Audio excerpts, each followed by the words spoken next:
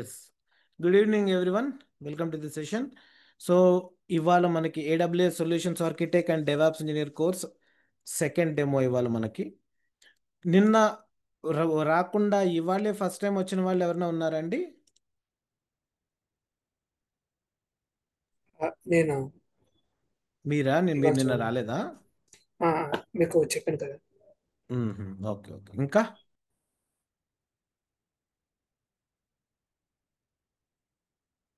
Fine. Okay, no problem. So నిన్నటిది recorded video యూట్యూబ్లో already upload చేశాను. మీకు వాట్సాప్ కమ్యూనిటీలో అన్నింటిలోనూ కూడా డీటెయిల్స్ కూడా షేర్ చేశాను. మీరు చూసే ఉంటారు అనుకుంటున్నాను నేను. ఓకే, లేకపోతే ఇది ఇవాళ అయిపోయిన తర్వాత రేపు మార్నింగ్ ఇవాళది నిన్నటిది కలిపి మొత్తం 2 వీడియోస్ మళ్ళీ షేర్ చేస్తాను మీ అందరికీ. ఓకే, ఇవాళ మన సెకండ్ డెమో సెషన్. ఇవాళ మనం కొన్ని టాపిక్స్ మాట్లాడుకుందాం. సాఫ్ట్వేర్ డెవలప్మెంట్ లైఫ్ సైకిల్ అంటే ఏంటి? ఓకే, డెవాప్స్ అనేది లేకపోని క్రితం, అంతకు బిఫోర్ ఎలాంటి ఛాలెంజెస్ ఉండేవి అందరికీ కూడా, దాన్ని డెవాప్స్ తోటి ఎలా ఓవర్కమ్ చేశారు? ఓకేనా? తర్వాత మోనోలిథిక్ అంటే ఏంటి, మైక్రో సర్వీస్ ఆర్కిటెక్చర్ అంటే ఏంటి అనేది చూసి, DevOps tools over roles and responsibilities of DevOps engineer చూసిన తర్వాత కొన్ని మనం ఏఐ ఎలా ఇంప్లిమెంట్ చేస్తాము డెవాప్స్లో అన్నది చెప్తాను. ఆ తర్వాత to become a DevOps engineer roadmap ఎలా ఉంటుంది అన్నది డిస్కస్ చేద్దాం. ఓకేనా? First letter start with software development life cycle. Software development life cycle అంటే ఏంటి? ఈ వర్డ్ మీలో ఎవరైనా ఇంటర్వ్యూస్కి వెళ్తున్న వాళ్ళందరూ కూడా ఏదో ఒక టైంలో వింటూ ఉంటారు. మీరు ఇంటర్వ్యూకి వెళ్ళారంటే ఫస్ట్ మిమ్మల్ని చాలా మంది అడిగే క్వశ్చన్ ఎస్డిఎల్సి అంటే ఏంటి అని అడుగుతారు. ఎస్డిఎల్సి ఫుల్ ఫామ్ వచ్చి software development life cycle. Software development life cycle అంటే ఏంటి? ఒక ప్రొడక్ట్ డిజైన్ డిస్కషన్స్ దగ్గర నుంచి డిజైన్ జరిగి మొత్తం దాని కంప్లీట్ క్వాలిటీ అనాలిసిస్ అంతా జరిగి మార్కెట్లోకి రిలీజ్ అయ్యే క్రమంలో జరిగే ప్రాసెస్ అంతా కూడా మనం సాఫ్ట్వేర్ డెవలప్మెంట్ లైఫ్ సైకిల్ అంటాం.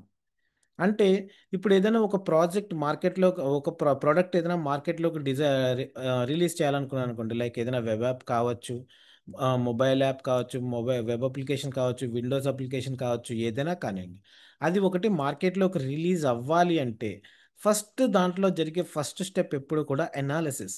ఇది దేనికి, దీని బడ్జెట్ ఎంత అవుతుంది, దీని బ్రేక్ ఈవెన్ ఎప్పుడు అవుతుంది, ఇలా బిజినెస్ టీమ్స్, టెక్నికల్ టీమ్స్ అందరూ కలిపి దీంట్లో డిస్కషన్ చేసుకుంటారు. ఆ తర్వాత దాని డిజైన్ అనేది ఎలా ఉండాలి, రైట్? ఇది మనకు ప్రాఫిటబుల్ అనుకుంటే దానికి మనం ఎలాంటి హార్డ్వేర్ యూజ్ చేయాలి, సాఫ్ట్వేర్స్ ఎట్లా ఉండాలి, మార్కెట్లో మనకి దొరికే ఓపెన్ సోర్సెస్ తోటి మనం ఎంతవరకు వర్క్ చేయొచ్చు, ఇవన్నీ డిస్కషన్స్ జరిగిన తర్వాత రియల్ టైం వర్క్ అనేది స్టార్ట్ అవుతుంది. ఇక్కడ నుంచి డెవలప్మెంట్ టీమ్స్ వాళ్ళు ఇన్వాల్వ్ అవుతారు. ఈ ముందర వరకు సొల్యూషన్స్ ఆర్కిటెక్ట్, సిస్టమ్ ఆర్కిటెక్ట్ వీళ్ళందరూ కలిపి ఇన్ఫ్రాస్ట్రక్చర్ బిల్డ్ చేయడం ఇదంతా చేస్తారు. ఆ తర్వాత డెవలప్మెంట్ ప్రాసెస్ జరుగుతున్నప్పుడే, అంటే ఈ డెవలప్మెంట్ అనేది ఏది ఒక రోజులో జరిగేది కాదు, అలాగనే ఏళ్లకు బుళ్ళకు పట్టేది కాదు. ఒక్కొక్క స్క్రమ్స్ జరుగుతూ ఉంటాయి. స్క్రమ్ని స్ప్రింట్స్ కింద డివైడ్ చేస్తూ ఉంటారు, వాటిని రిలీజ్ చేస్తూ ఉంటారు. రిలీజ్ చేసినప్పుడు టెస్టింగ్ జరుగుతూ ఉంటుంది. టెస్టింగ్ తర్వాత డిప్లాయ్మెంట్ జరుగుతుంది. డిప్లాయ్మెంట్కి టెస్టింగ్కి మధ్యలో బీటా ఎన్వైర్న్మెంట్ అని చెప్పి కూడా ఒకటి ఉంటుందండి. కొన్ని చోట్ల బీటా ఎన్వైర్న్మెంట్ కూడా మెయింటైన్ చేస్తూ ఉంటారు. ఆ తర్వాత మెయింటెనెన్స్.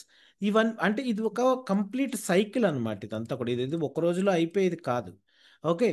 సో ఇక్కడ మనకి ఎప్పుడైనా సరే, ఏదైనా సరే మనకి ఉండే జాబ్ రోల్స్లో అన్నీ కూడా ఒక డెవలపర్ పాయింట్ ఆఫ్ వ్యూలోనే జరుగుతూ ఉంటాయండి. డెవలపర్ కావాల్సిన ఇన్ఫ్రాస్ట్రక్చర్ రెడీ చేయడం, డెవలపర్ కావాల్సిన డేటాబేస్ మెయింటైన్ చేయడం, దాని అడ్మినిస్ట్రేషన్, డెవలపర్ రాసిన కోడ్ని టెస్ట్ చేయడం, దాని క్వాలిటీ అనాలిసిస్ చేయడం, డెవలపర్ రాసిన కోడ్ని బిల్డ్ చేసి డిప్లాయ్ చేయడం, ఏదైనా ఇష్యూస్ వస్తే డెవలపర్ హెల్ప్ ఉంటే డెవలపర్ హెల్ప్, లేకపోతే మిగిలిన వేరే ఇష్యూస్ అయితే ఆ ఇష్యూస్ని సాల్వ్ చేసుకుంటూ దాన్ని మెయింటైన్ చేయడం, ఇలాంటివన్నీ ఒక సర్క్యులర్ ప్రాసెస్లో జరుగుతూ ఉంటాయండి. ఓకేనా?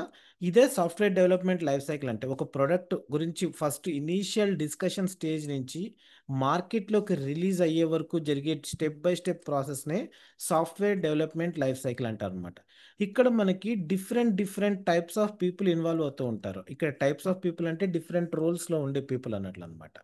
ఓకే, రెండో స్టేజ్ నుంచే డెవాప్స్ ఇంజనీర్ వచ్చేస్తాడు కొన్నిసార్లు. కొన్నిసార్లు ఎప్పుడైతే డెవలప్మెంట్ యాక్టివిటీస్ మొదలవుతాయో అప్పటి నుంచి వస్తూ ఉంటారనమాట. ఏదైనా సరే టెస్టింగ్ జరిగినప్పుడు ఏం జరగాలి? అంతా ఓకే. గ్రీన్ ఫ్లాగ్ చూపించాడనుకోండి, టెస్టర్ మొత్తం అంతా చెకింగ్ చేసి అంతా బానే ఉంది కానీ అని చెప్పి గ్రీన్ ఫ్లాగ్ చూపించాడనుకోండి, మళ్ళీ బీటా ఎన్వైర్న్మెంట్ అని కొంతమంది పెట్టుకుంటూ ఉంటారు. బీటా ఎన్వైర్న్మెంట్ అంటే ఏంటంటే, అది కంప్లీట్ ప్రొడక్షన్ ఎన్వైర్న్మెంట్‌కి రిజెంబుల్‌గా ఉంటుందనమాట. ప్రొడక్షన్ ఎన్వైర్న్మెంట్ ఎలా ఉంటుందో అదే విధంగా బీటా ఎన్వైర్న్మెంట్ ఒకటి క్రియేట్ చేసి అక్కడ కూడా మొత్తం టెస్టింగ్‌లు చేస్తారు. క్వాలిటీ అనాలిసిస్ చేస్తారు. మొత్తం చేసి అంతా కూడా ఓకే. బానే ఉంది అనుకుంటే అప్పుడు డిప్లాయ్‌మెంట్ చేస్తారు. అయితే డిప్లాయ్‌మెంట్ చేసేసినంత మాత్రాన చేతులు దులిపేసి కూర్చోడానికి ఉండదు. అక్కడ రియల్ టైమ్ లోకి వెళ్ళిన తర్వాత ఒక అప్లికేషన్ రియల్ టైమ్ ఎన్విరాన్మెంట్‌లోకి, ప్రొడక్షన్ ఎన్విరాన్మెంట్‌లోకి అంటే మార్కెట్‌లోకి రిలీజ్ అయిన తర్వాత కొన్నిసార్లు మనకి టెస్టింగ్‌లో అన్‌ఎక్స్‌పెక్టెడ్ ప్రాబ్లమ్స్ రావచ్చు. మనం ఏమైనా మిస్ అయ్యి ఉండొచ్చు. సో, అన్‌మ్యూట్‌లోకి ఎవరు ఉండకండి. ఎవరైనా మాట్లాడాలనుకుంటున్నారా? ఐఫోన్ అని చెప్పి ఎవరో ఉన్నారు.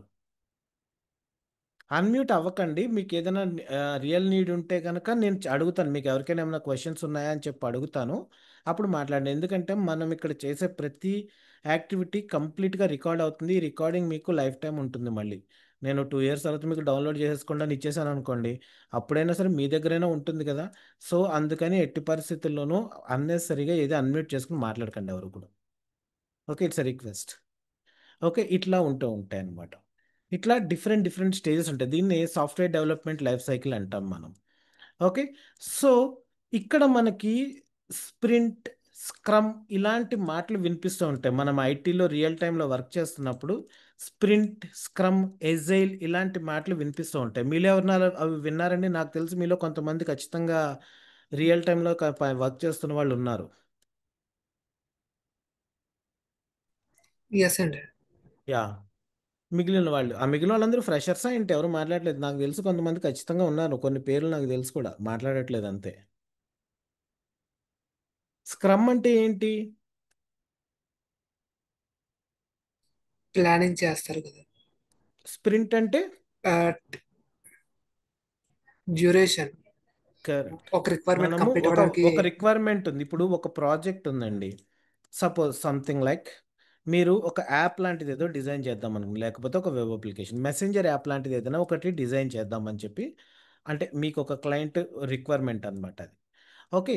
దానికి చాలా స్కోప్ ఉంది. ఒక 15 ఇయర్స్ బ్యాక్ వాట్సాప్ స్టార్ట్ అయిన ఇనీషియల్ డేస్‌లో అనేది ఓన్లీ మెసెంజర్ మాత్రమే. ఒక మెసేజ్ ఒకళ్ళ నుంచి ఒకళ్ళకి పంపుకునే మెసెంజర్ మాత్రమే అది.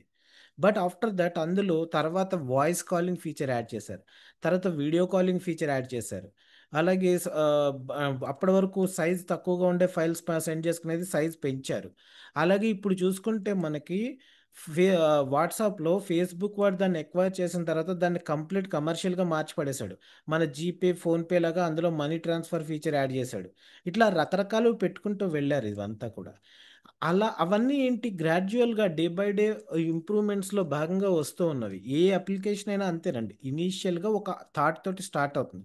ఇనీషియల్‌గా వెరీ సింపుల్‌గా ఒకటి స్టార్ట్ చేస్తారు. లైక్ సపోజ్ మీరు ఒక మెసెంజర్ యాప్ లాంటిది డిజైన్ చేద్దాం అనుకున్నారనుకోండి. దానికి ఏముంటుంది ఫస్ట్ ఏమనుకుంటారంటే ఒక టెక్స్ట్ మెసేజ్ ప్లాట్‌ఫార్మ్ లాగా ఇనీషియల్ స్టేజ్‌లో దాన్ని డిజైన్ చేస్తారు. దాన్ని డిజైన్ చేసిన తర్వాత మీరు ఏం చేయాలి? ఆ కోడ్ అంతా బిల్డ్ చేయాలి. టెస్ట్ చేయాలి. బీటా ఎన్విరాన్మెంట్‌లో టెస్ట్ చేయాలి. తర్వాత డిప్లాయ్‌మెంట్ చేస్తారు. ఓకే. అయితే ఈ టెక్స్ట్ మెసేజ్‌ని ఇది కూడా ఒక రోజులో అయిపోయేది కాదు. దీన్నేం జేస్తారంటే మొత్తం ఒక స్కెడ్యూలింగ్ వేసుకుంటారనమాట. ఇది ఎన్నాళ్ళల్లో మనం మార్కెట్‌లోకి రిలీజ్ చేయొచ్చు. ఒక ఒక 6 మంత్స్ పడుతుంది అనుకోండి. 6 మంత్స్ ఖాళీగా ఏం చేస్తారు దీన్ని స్కెడ్యూలింగ్. ఫస్ట్ మంత్‌లో ఈ part of coding part complete చేయాలి. సెకండ్ పార్ట్‌లో ఈ పార్ట్ ఫస్ట్ 1 మంత్‌లో ఏం చేస్తారు? ఇక్కడి వరకు కంప్లీట్ చేయాలి. సెకండ్ 1 మంత్‌లో ఇట్లాగా, థర్డ్ 1 మంత్‌లో ఇట్లాగా, ఫోర్త్ మంత్‌లో ఇట్లా పెట్టుకుంటారు. ఇట్లా 4, 5, 6 మంత్స్ ఏదో టైం పెట్టుకొని ఫస్ట్ టెక్స్ట్ మెసేజెస్ పార్ట్ వరకు మార్కెట్‌లోకి రిలీజ్ చేస్తారు. ఇందులో ఫస్ట్ 1 మంత్‌లో మళ్ళీ ఇది ఒక స్క్రమ్ అనమాట. దీన్ని మళ్ళీ నంబర్ ఆఫ్ పార్ట్స్ కింద డివైడ్ చేస్తారు. ఒక్కొక్క టీమ్‌కి ఒక్కొక్క వర్క్ ఇస్తారు. ఒక 1 వీక్‌లో ఈ పార్ట్ కంప్లీట్ అవ్వాలి. సెకండ్ వీక్‌లో ఈ పార్ట్ కంప్లీట్ కావాలి. థర్డ్ వీక్‌లో ఈ పార్ట్ కంప్లీట్ కావాలి. ఫోర్త్ వీక్‌లో ఈ పార్ట్ కంప్లీట్ కావాలి. ఓకే. దీన్ని స్ప్రింట్ అంటారనమాట. స్క్రమ్ మాస్టర్ అని చెప్పి మనకి టీమ్స్‌లో ఒక జాబ్ రోల్ ఉంటూ ఉంటుంది. వాళ్ళు ఇలాంటివన్నీ టేక్ కేర్ చేస్తూ ఉంటారు. ఏ మంత్‌లో ఏ పార్ట్ వరకు కంప్లీట్ కావాలి. కంప్లీట్ అయిన ప్రతి పార్ట్ బిల్డ్ అవ్వాలి, టెస్ట్ అవ్వాలి, బీటా ఎన్విరాన్మెంట్‌లో టెస్ట్ అవ్వాలి, డిప్లాయ్‌మెంట్ జరిగిపోవాలి. ఓకే. అలా ఒక 6 మంత్స్ టైం పెట్టుకొని ఫస్ట్ మీకు టెస్టింగ్ టెక్స్ట్ మెసేజ్ వరకు వెళ్ళిపోతుంది. ఆ తర్వాత మనకి ఇంకా ఎక్స్ట్రా ఫీచర్స్ యాడ్ అవుతూ ఉంటాయి. ఫస్ట్ 6 మంత్స్ తర్వాత అది సక్సెస్ అయిందనుకోండి, క్లయింట్ ఏమంటాడు? యెస్, నా నెక్స్ట్ టార్గెట్ వచ్చి వాయిస్ కాల్స్ యాడ్ చేయాలి. అది కూడా అంతే. అయిపోయిన వెంటనే దాన్ని బిల్డ్ చేస్తారు. మళ్ళీ టెస్ట్ చేస్తారు. బీటా ఎన్విరాన్మెంట్‌లో టెస్టింగ్ చేసుకుంటారు. డిప్లాయ్ చేస్తారు. నాకు తర్వాత వచ్చి నాకు వీడియో కాల్ కావాలంటాడు. నాకు లేకపోతే images and video sharing features add చేయాలంటాడు. స్టేటస్ అప్డేట్ ఫీచర్ పెట్టమంటాడు. మనీ ట్రాన్స్ఫర్ ఫీచర్ పెట్టమంటాడు. ఆన్‌లైన్ న్యూస్ పోర్టల్ లాంటిది ఏదో పెట్టమంటాడు అందులో. ఆన్‌లైన్ షాపింగ్ ఆప్షన్ పెట్టమంటాడు. ఇట్లా రకరకాల ఫీచర్స్ అనేవి యాడ్ అవుతూ ఉంటాయన్నమాట. కానీ ఏది జరిగినా కూడా ఏం జరుగుతూ ఉండాలి? ఎప్పుడూ కూడా కంప్లీట్‌గా బిల్డ్ జరగాలి. అండ్ టెస్టింగ్ జరగాలి. క్వాలిటీ అనాలిసిస్ జరగాలి. బీటా ఎన్విరాన్మెంట్‌లో మళ్ళీ అగైన్ టెస్టింగ్ జరగాలి. తర్వాత డిప్లాయ్‌మెంట్ అనేది జరగాలి. ఇవన్నీ ప్రతిసారి కంప్లీట్‌గా జరుగుతూ ఉంటేనే ఒక ప్రొడక్ట్ అనేది కంప్లీట్‌గా ఫుల్ ఫ్లెడ్జ్డ్‌గా మార్కెట్‌లోకి రిలీజ్ అవ్వగలుగుతుంది. ఎంత చేసినా కూడా ఒక విషయం ఏంటంటేనండి, మార్కెట్‌లోకి రిలీజ్ అయిన తర్వాత కొన్నిసార్లు అన్‌ఎక్స్‌పెక్టెడ్ కొన్ని ఇష్యూస్ వచ్చే ఛాన్సెస్ అయితే ఉంటూ ఉంటాయి. మళ్ళీ ఏం ఇష్యూస్ ఉన్నాయి అన్నది అనలైజ్ చేసుకోవాలి. వాటిలన్నిటిని నెక్స్ట్ రిలీజ్‌లో ఫిక్స్ చేసుకుంటూ వెళ్తూ ఉంటారు. ఇవన్నీ చేస్తూ ఉండాలన్నమాట. అయితే ఇవన్నీ చేస్తున్నప్పుడు ఏంటంటే డెవాప్స్ అనే కాన్సెప్ట్ యాక్చువల్‌గా 2008 నుంచి దీని గురించిన డిస్కషన్స్ మొదలయ్యాయి. 2014 ఆ టైం నుంచి బాగా ఎక్కువగా మనకి మార్కెట్‌లోకి వచ్చింది. అంతకుముందు 2008 నుంచి ఉండేవి దాని గురించి డిస్కషన్స్ అనమాట. అయితే దానికి ముందర బిఫోర్ డెవాప్స్ ఎలా ఉండేవి? మనకి ఇప్పుడు ఇక్కడ చెప్పిన ఈ యాక్టివిటీస్ ఉన్నాయి చూసారా? టెక్స్ట్ మెసేజెస్ అంటే దీని రిలేటెడ్‌గా ఎవరో డెవలపర్ టీమ్స్ కూర్చొని డెవలప్‌మెంట్ యాక్టివిటీస్ చేస్తారు. తర్వాత మిగిలిన ఆపరేషన్స్ టీమ్స్ అన్నీ కూర్చొని వీటిని టెస్టింగ్, డిప్లాయ్‌మెంట్ యాక్టివిటీస్ ఇవన్నీ చేసుకుంటూ వెళ్తూ ఉండేవి. అయితే ఎప్పుడైతే డెవాప్స్ లేని కాలం ఉండేదో, లైక్ ఇట్లా 2 టీమ్స్ కూర్చొని వర్క్ చేస్తున్నప్పుడు కొన్నిసార్లు ప్రాబ్లమ్స్ వస్తూ ఉండేవండి. ఓకేనా? ఏముంటుంది, డెవాప్స్ టీమ్స్ వాళ్ళు వచ్చేసేమో కోడ్ రాసేస్తారు. వాళ్ళ ఎన్విరాన్మెంట్‌లో వాళ్ళు టెస్ట్ చేసుకుంటారు. అంతా ఫైన్ అని చెప్పేస్తారు. అప్పుడు ఏం జరుగుతుంది? ఓకే. రైట్. ఈ డెవలపర్ అంతా అయిపోయిందని చెప్పాడు కదా అని చెప్పేసి దాన్ని నెక్స్ట్ స్టేజెస్‌లోకి తీసుకెళ్తారు. టెస్టింగ్‌లో గానీ, క్వాలిటీ అనాలిసిస్‌లో గానీ, లేకపోతే ఆఫ్టర్ డిప్లాయ్‌మెంట్ గానీ కొన్ని ఇష్యూస్ ఐడెంటిఫై అవుతూ ఉండేవి. మళ్ళీ అప్పుడు డెవలపర్‌నొచ్చి ఏంటి ఇష్యూ వచ్చింది అని అడిగితే, లేదు నా దగ్గర ఆ ఇష్యూ ఏం లేదు. నీ దగ్గరే వచ్చినట్టుంది. నువ్వు ఎన్విరాన్మెంట్ చెక్ చేసుకోమనేవాడు. లేదు మా దగ్గర అంతా బానే ఉంది. నీ దగ్గరే ప్రాబ్లమ్. అలా ఒకళ్ళనొకళ్ళు బ్లేమ్ చేసుకునే పద్ధతి ఉండేదన్నమాట. ఆఫ్‌కోర్స్ ఎప్పుడైనా అంతే కదా! మనకి సామెత ఉంటుంది చూడండి. Victory has many fathers but defeat is an orphan అని చెప్పి. అంటే ఏంటి, ఎవరు కూడా తప్పుకి రెస్పాన్సిబిలిటీ అనేది ఎవరు తీసుకోరు. కానీ ఒక అకౌంటబిలిటీ ఉండాలి. ఏం జరిగినా మంచైనా, చెడైనా ప్రతి దానికి ఒక అకౌంటబిలిటీ ఉండాలి. ఎవరేం చేస్తున్నారు? ఎవరికి ఏ వర్క్ అలాట్ అయింది? ఎవరు ఏది క ఏ కోడ్ ఏ రోజు ఏం రాశారు? దాన్ని ఎప్పుడు బిల్డ్ చేశారు? ఎప్పుడు డిప్లాయ్ చేశారు? ఎన్విరాన్మెంట్స్ ఎలా ఉన్నాయి? అందరి దగ్గర యూనిక్‌గా ఎన్విరాన్మెంట్ ఉందా? ఏమైనా డిఫరెంట్ ఎన్విరాన్మెంట్స్ ఉన్నాయా? ఓకే. అంటే ఏంటి, ఇప్పుడు ఒక సాఫ్ట్‌వేర్ ఉంది. ఆ సాఫ్ట్‌వేర్ వచ్చి ఒక వెర్షన్ మీరు జావా ఉందండి. జావాలో నేను కోడ్ అంతా కూడా జావా 21 ఎన్విరాన్మెంట్‌లో రాశాను. కానీ మీ ఎన్విరాన్మెంట్‌లో జావా 17 ఉందనుకోండి, మీ దగ్గర అది ఫెయిల్ అవ్వచ్చు. లేకపోతే ప్రొడక్షన్ ఎన్విరాన్మెంట్‌లో జావా 17 ఉందనుకోండి, అక్కడ ఫెయిల్ అవ్వచ్చు కొన్ని ఫీచర్స్ మనం రాసిన అప్లికేషన్, మనం రాసిన కోడ్ రిలేటెడ్‌గా. కానీ యాస్ ఎ డెవలపర్ నాకు తెలుసు, నాకు 21 ఉండాలని నాకు తెలుసు కనుక నేను జావా 21 డౌన్లోడ్ చేసుకొని, రన్ చేసి చెక్ చేసుకున్నాను. అంతా ఫైన్ అని చెప్పేసాను మీకు. కానీ మీ దగ్గర ఫెయిల్ అవుతుంది. ఫెయిల్ అయింది అంటే దానికి తప్పు మీది కాదు, నాది కాదు. Environment difference. ఆ రెండిటిని బ్యాలెన్స్ చేస్తూ అన్ని చోట్ల ఒకే విధంగా ఎన్విరాన్మెంట్ ఉండాలి అనే ఆలోచన వన్ ఆఫ్ ద థాట్ అనమాట. డెవాప్స్ మనకి ఇన్వెన్షన్ అవ్వడానికి ముందరనమాట. సో ఇలాంటి ఇష్యూస్ అన్నింటికి సొల్యూషన్ ఇస్తూ మనకు వచ్చింది ఏంటంటే ఈ డెవాప్స్ అనే కాన్సెప్ట్. ఓకేనా? 2008లో వచ్చింది ఇది. దీని మెయిన్ ఏంటంటే, అంటే ఇదేమి ఒక పర్టిక్యులర్ సాఫ్ట్‌వేర్ కాదండి డెవాప్స్ అంటే ఎప్పుడు కూడాను. Okay. It is the collection of different different tools. It's a culture అంటారు కొంతమంది. ఓకేనా? ఒక వర్క్ ఫ్లో ఇది. రకరకాల టూల్స్‌ని మనం యూజ్ చేసుకుంటూ మొత్తం వర్క్ ఫ్లో మొత్తాన్ని మనం క్రియేట్ చేసుకుంటాం అన్నమాట మొత్తం. ఒక డెవలపర్ డెవలప్ చేసిన దగ్గర నుంచి ఆటోమేటిక్‌గా సీఐసీడీ అనే మాట ఇక పైనుంచి మీరు కంటిన్యూయస్‌గా వింటూనే ఉంటారు. సిఐ అంటే ఏంటంటే continuous integration. CD continuous deployment. Developer code రాస్తాడు. అది బిల్డ్ అవ్వాలి. టెస్ట్ అయిపోవాలి, ఆటోమేటిక్గా జరగాలి. ఇక్కడ జరిగే విషయాల్లో చాలా వరకు ఏంటంటే ఆటోమేటిక్గా అయిపోవాలి, మొత్తం అంతా కూడా రిలీజ్ అయిపోవాలి, డిప్లాయ్ అయిపోవాలి, ఆపరేట్ అయిపోవాలి, మళ్ళీ ఎప్పటికప్పుడు మానిటర్ చేసుకుంటూ ఉండాలి. ఏమైనా ఇష్యూస్ వస్తే మళ్ళీ వాటిని నెక్స్ట్ రిలీజ్లో ఫిక్స్ చేసుకుంటూ ఉండాలి, కొత్త ఫీచర్స్ కోడ్ రాసుకుంటూ ఉండాలి, మళ్ళీ బిల్డ్ చేయాలి, టెస్ట్ చేయాలి, రిలీజ్ చేయాలి. ఇది ఒక కంటిన్యూస్ ఎండ్లెస్ ప్రాసెస్. అందుకని ఇలా ఒక ఇన్ఫినిటీ సింబల్లా మనకు కనిపిస్తూ ఉంటుంది అనమాట. అంటే చిన్న అప్లికేషన్స్ కోసం కాదు ఇది, పెద్ద పెద్ద మేజర్ అప్లికేషన్స్ కోసం అనమాట మొత్తం అంతా కూడా. అంటే ఏంటంటే రెండు different development team and operations teams మధ్యన కోఆర్డినేషన్తో వర్క్ చేయాలి. వాళ్ళందరికీ కూడా వచ్చే ఒక కామన్ ఎన్వైరన్మెంట్ క్రియేట్ చేయాలి. వాళ్ళకి కావాల్సిన సాఫ్ట్వేర్స్ అన్నీ ఆటోమేటిక్గా ఇన్స్టాల్ అయిపోవాలి మొత్తం అంతా కూడా. ఇలా ఒక యూనిక్ ఎన్వైరన్మెంట్లో వర్క్ చేసే విధంగా నేను మొత్తం సెటప్ అంతా చేయాలనే ఆలోచనతో డెవలప్ చేసిన ఒక కల్చర్ అన్నమాట ఇది మొత్తం డెవాప్స్ అనేది. ఓకేనండి, ఫాలో అవుతున్నారా? Yes sir, yes sir. మిగిలిన వాళ్ళు యా, ఒక్క నిమిషం స్క్రీన్ షేరింగ్ స్టాప్ చేస్తున్నానండి, నాకు ఎందుకు ఇక్కడ చిన్న హ్యాంగ్ అయింది ఇక్కడ.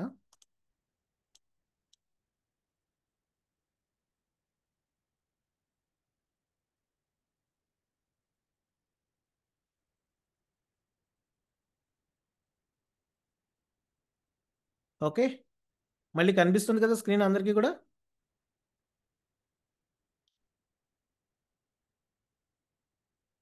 సో ఇలాంటి వీళ్ళిద్దరి మధ్యన ఒక కోఆర్డినేషన్, ఒక సమన్వయం కోసం వచ్చిన కాన్సెప్టే డెవాప్స్ అన్నమాట.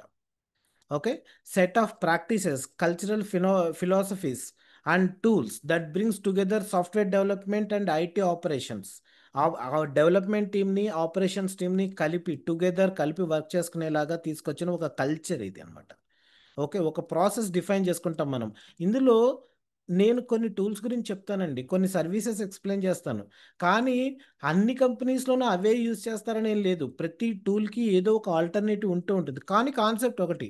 మీరు కోడ్ రాశారు, రాసిన తర్వాత అది బిల్డ్ అవ్వాలి, బిల్డ్ అవుతున్నప్పుడే టెస్టింగ్ జరిగిపోవాలి, యూనిట్ టెస్టింగ్ జరిగిపోవాలి. తర్వాత ఆర్టిఫాక్ట్స్, బ్యాకప్స్ లాంటివి అవసరమైతే అవన్నీ వెళ్ళిపోవాలి, ఆటోమేటిక్గా జరిగిపోవాలి, రిలీజ్ జరగాలి, డిప్లాయ్మెంట్ అయిపోవాలి. ఇలాంటివన్నీ ఉంటాయి. ఇవి రకరకాల టూల్స్ త్రూ మనం అచీవ్ అవ్వచ్చండి. నేను చెప్తున్న టూల్స్ ద్వారానే అచీవ్ అవ్వాలని రూల్ ఏం లేదు. ఓకే, నేను టెరాఫామ్ చెప్పానంటే ఇంకొక అతను కూడా వచ్చి పప్పెట్టో చెఫ్ ఏదో మాట్లాడతాడు. ఇట్లా రకరకాలు ఏవేవో ఉంటాయి. అన్నీ అందరికీ అవే ఉండాలని రూల్ ఏం లేదు. కంపెనీస్ ఎవరి రిక్వైర్మెంట్స్ ప్రకారం వాళ్ళు తీసుకుంటూ ఉంటారు. కానీ మన దగ్గర చెప్పేది ఏంటంటే మార్కెట్లో మెజారిటీ పీపుల్ ఏవి యూజ్ చేస్తున్నారో, మెజారిటీ కంపెనీస్ ఏవి డిమాండ్లో ఉన్నాయో అవే చెప్తాను నేను అన్నమాట. ఓకేనా? ఒకళ్ళనొకళ్ళు బ్లేమ్ చేసుకోకుండా ఒక టీం మధ్యన కొలాబరేషన్ ఉండాలి. Developer team, operations team, QA team, security వీళ్ళందరూ కలిపి వర్క్ చేస్తేనే ఒక ప్రోడక్ట్ అనేది ఎప్పుడు కూడా మార్కెట్లోకి రిలీజ్ అవుతుంది అనమాట. దానికోసం ఈ డెవాప్స్ అనే కాన్సెప్ట్ని తీసుకొచ్చారు. అదే మనం ఇప్పుడు నేర్చుకోబోతున్నాం. ఓకేనా? క్లియర్ అండి?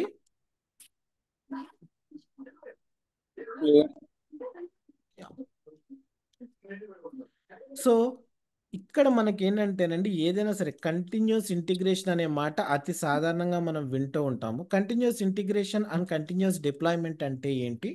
మనం ఇక్కడ డెవాప్స్ని ఇందులో ఎలా ఇంటిగ్రేట్ చేస్తాం? ఒక application development and deployment life సైకిల్లో డెవాప్స్ ఎక్కడ వస్తుంది అంటేనండి, ఇప్పుడు డెవలప్మెంట్ టీం ఉంటారు, వాళ్ళు కూర్చొని వాళ్ళ పని వాళ్ళు చేసేసుకుంటూ ఉంటారు, వాళ్ళ కోడ్ అంతా వాళ్ళు రాసేసుకుంటూ ఉంటారు. అయిపోయిన తర్వాత ఆ కోడ్ అంతా ఎక్కడుండాలి? సమ్వేర్ ఎల్స్, ఒక రిమోట్ లొకేషన్లో స్టోర్ చేసుకుంటూ ఉండాలి. ఇప్పుడు మనం చూడండి, మన ఫైల్స్ని తీసుకెళ్ళి గూగుల్ డ్రైవ్లో పెట్టుకుంటాం. గూగుల్ డ్రైవ్లో మనం పెట్టుకున్నామంటే ఏం జరుగుతుంది? మీరు కావాలంటే మీ ఇంట్లో గూగుల్ డ్రైవ్ కూర్చుని గూగుల్ డ్రైవ్లో ఫైల్ పెట్టుకున్నారనుకోండి, ఇంటర్నెట్ కెఫేలో కూడా కూర్చుని దాన్ని మీరు చూసుకోవచ్చు కావాలనుకుంటే. మీ అకౌంట్లోకి లాగిన్ అయ్యి చూసుకోవచ్చు కావాలంటే. అదే విధంగా ఇక్కడ ఏం చేస్తారంటే మనకి కోడ్, మనం డెవలపర్స్ అనేవాళ్ళు ఎక్కడి నుంచైనా రానండి. కొంతమంది ఇండియాలో కూర్చుని కోడ్ రాస్తారు, కొంతమంది అమెరికాలో కూర్చుని కోడ్ రాస్తారు, ఇండియాలో కూడా కొంతమంది ఇంట్లో కూర్చుని కోడ్ రాస్తారు, ఆఫీస్లో రాసుకునే వాళ్ళు ఉంటారు, ఆఫ్రికాలో కూర్చుని రాసుకునే వాళ్ళు ఉంటారు. ఎక్కడి నుంచైనా రాయండి, ప్రాబ్లం ఏం లేదు. ఎండ్ ఆఫ్ ద డే వాళ్ళందరూ ఏం చేస్తారంటే వాళ్ళ కోడ్ అంతా పట్టుకెళ్ళి ఒక సమ్ రిమోట్ లొకేషన్లో స్టోర్ చేసుకుంటూ ఉంటారు అనమాట. ఓకే, దాన్నే రిపాజిటరీ అంటూ ఉంటాం. అంటే రకరకాల రిపాజిటరీ సర్వీసెస్ మనకు ఉంటాయి, like GitHub, GitLab, Bitbucket, ఏడబ్ల్యూఎస్లో కోడ్ కమిట్ ఇలాంటి కోర్స్ కోడ్ కమిట్ డిప్రికేట్ అయిపోయిందిలేండి, రీసెంట్గా తీసేశారు. ఓకే, ఇలా రకరకాల సర్వీసెస్ మనకి అవైలబుల్ ఉన్నాయి. మీరు కోడ్ అనేది డిఫరెంట్ డిఫరెంట్ లాంగ్వేజ్లో రాయొచ్చు, లైక్ జావాలో రాయొచ్చు, .NETలో రాయొచ్చు, పైథాన్లో రాయొచ్చు, Node.jsలో రాయొచ్చు, ఎక్కడైనా రాయొచ్చు మీరు. ఓకే, ఇక్కడి నుంచి ఏం జరుగుతుందంటే CI/CD పైప్లైన్ అనే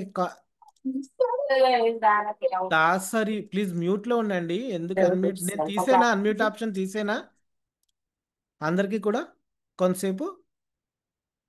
తీసేయండి.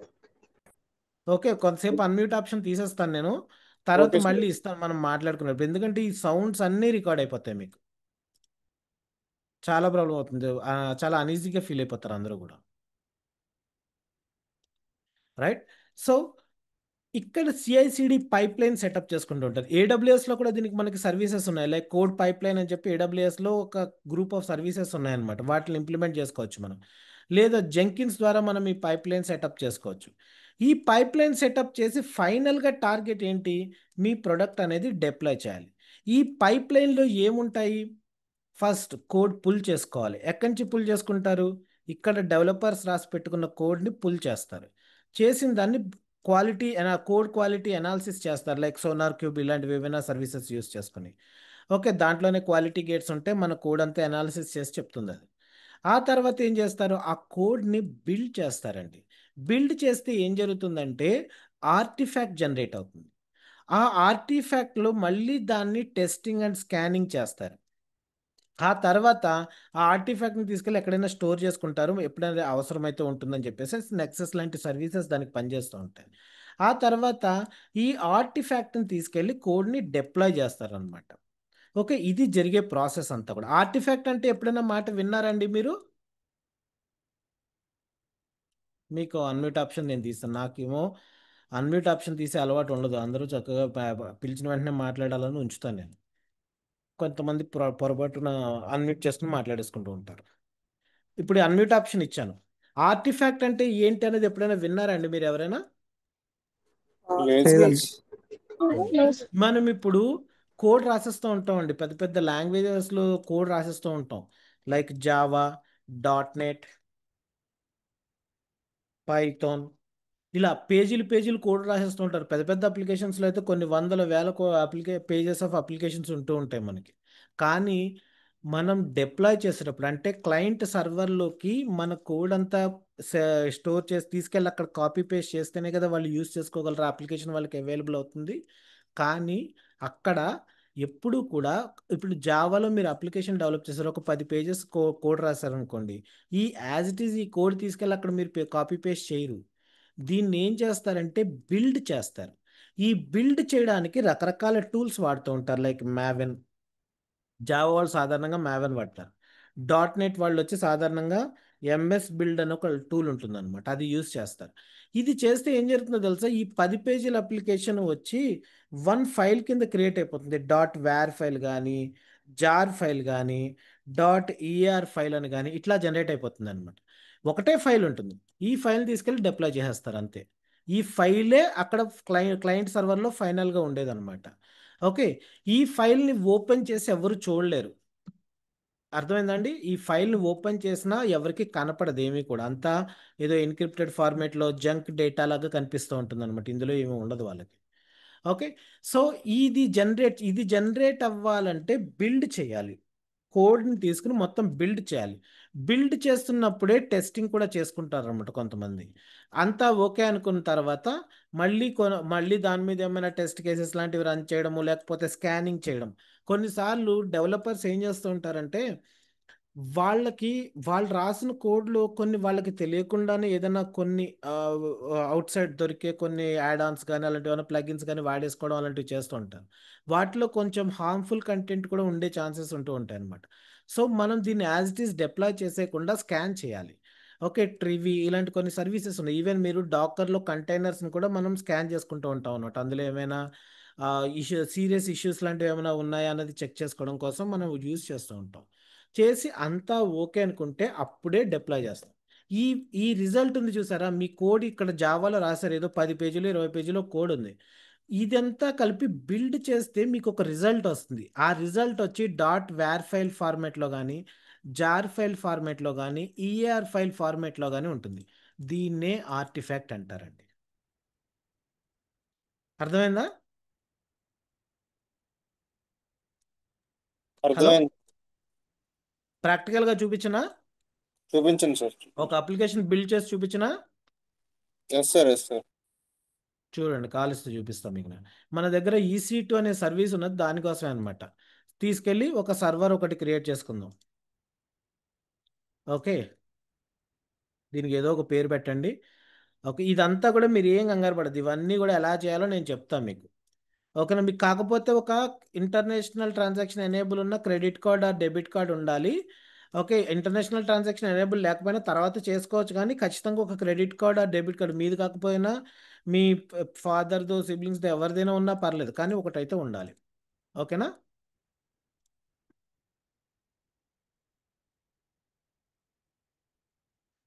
చూడండి, ఒక లైనక్స్ మిషన్ క్రియేట్ చేశాను నేను. మొబైల్ సిస్టమ్ అంటే లైనక్స్ మిషన్స్ రన్ చేయడానికి యూజ్ చేసే ఒక ఎడిటరు. దాని గురించి మనం తర్వాత మాట్లాడుకుందాం. ఇప్పుడు నేను రాస్తున్న కమాండ్స్ ఇవన్నీ చూసి మీరు ఏం కంగారు పడకండి, ఇవన్నీ కూడా ఏంటి అన్నది మీకు తర్వాత తర్వాత అర్థమవుతాయి. అంటే కొంతమందికి అస్సలు అవగాహన లేని వాళ్ళు వీటిని చూసి కంగారు పడుతూ ఉంటారు అనమాట. అవి ఏం కంగారు పడకండి, ఇవన్నీ కూడా నేను తర్వాత ఎక్స్ప్లెయిన్ చేస్తాను. ఇప్పుడు నేను ఒక వెబ్ అప్లికేషన్, ఇప్పుడు నా దగ్గర గిట్ హబ్, మన cloud computing Git hub account ఒకటి ఉందండి. ఓకే, ఇందులో నేను చాలా కోడ్ ఇక్కడ రాసి పెడుతూ ఉంటాను, చాలాసార్లు అవసరం అయ్యేవన్నమాట. ఓకే, ఇక్కడ CCIT జావా యాప్, ఇది సింపుల్ 1 పేజ్ అప్లికేషన్ అండి. Welcome to cloud computing in Telugu అని చెప్పి ఉంటుంది. ఇది జావా అప్లికేషన్ అనమాట. ఇందులో కోడ్ సింపుల్గా జావాలో రాసాం అంతే. ఓకే, కొంచెం బ్యూటిఫుల్ ఫాంట్ ఉండేలాగా welcome to cloud computing in Telugu అని చెప్పి కనబడుతుంది అంతే. ఓకే, దీన్ని తీసుకుని ఇది యాక్చువల్గా మీకు యాప్.జావా అనే ఎక్స్టెన్షన్ తోటి మీకు ఒక వెబ్ పేజ్ ఉంది ఇక్కడ మీకు ఇది. ఓకేనా? సో దీన్ని తీసుకుని బిల్డ్ చేసామని చేసి వచ్చిన ఆర్టిఫాక్ట్ రన్ చేస్తే మనకు అప్లికేషన్ అవైలబుల్ అవుతుంది. చూద్దాం అది ఎలా చేయాలి అన్నది. ఫస్ట్ నేను ఏం చేస్తానంటే జావా ఇన్స్టాల్ చేసుకోవాలి.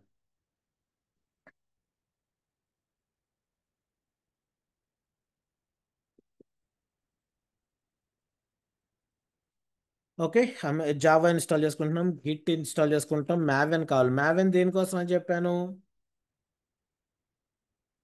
బిల్డ్ చేయడానికి చెప్పాను కదా. Yes sir.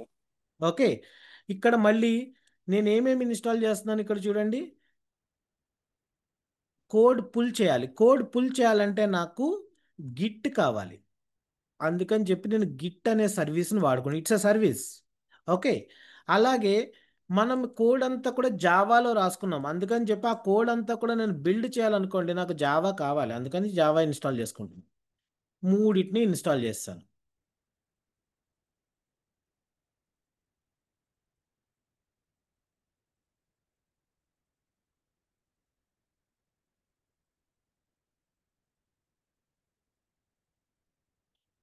ఓకేనా? తర్వాత మన కోడ్ అంతా ఎక్కడుంది? నేను ఇందాక చూపించా గిట్హబ్ రిపాజిటరీలో పెట్టానా? అక్కడి నుంచి కోడ్ని పుల్ చేసుకోవాలి. క్వాలిటీ అనాలిసిస్ ఇప్పుడు చేయను, ఎందుకంటే సోనార్ క్యూబ్ అవన్నీ కాన్ఫిగర్ చేయాలి, అవి సెకండరీ, తర్వాత చూద్దాం. క్వాలిటీ గేట్స్ బిల్డ్ చేయడం చేస్తాం.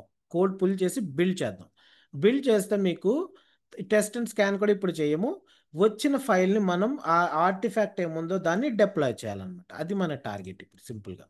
సో కమాండ్ ఏంటంటే గిట్ క్లోన్. క్లోన్ అంటే మీ కోడ్ని పుల్ చేసుకోవడానికి యూజ్ చేసే ఒక టైప్ ఆఫ్ కమాండ్ అనమాట. అది గిట్ గురించి చెప్పినప్పుడు చెప్తా. మీ గిట్లో గిట్ హబ్ రిపాజిటరీలో, అంటే డెవలపర్స్ రాసిన కోడ్ ఇలా గిట్ హబ్లో రిపాజిటరీస్లో పెట్టుకుంటారు అనమాట.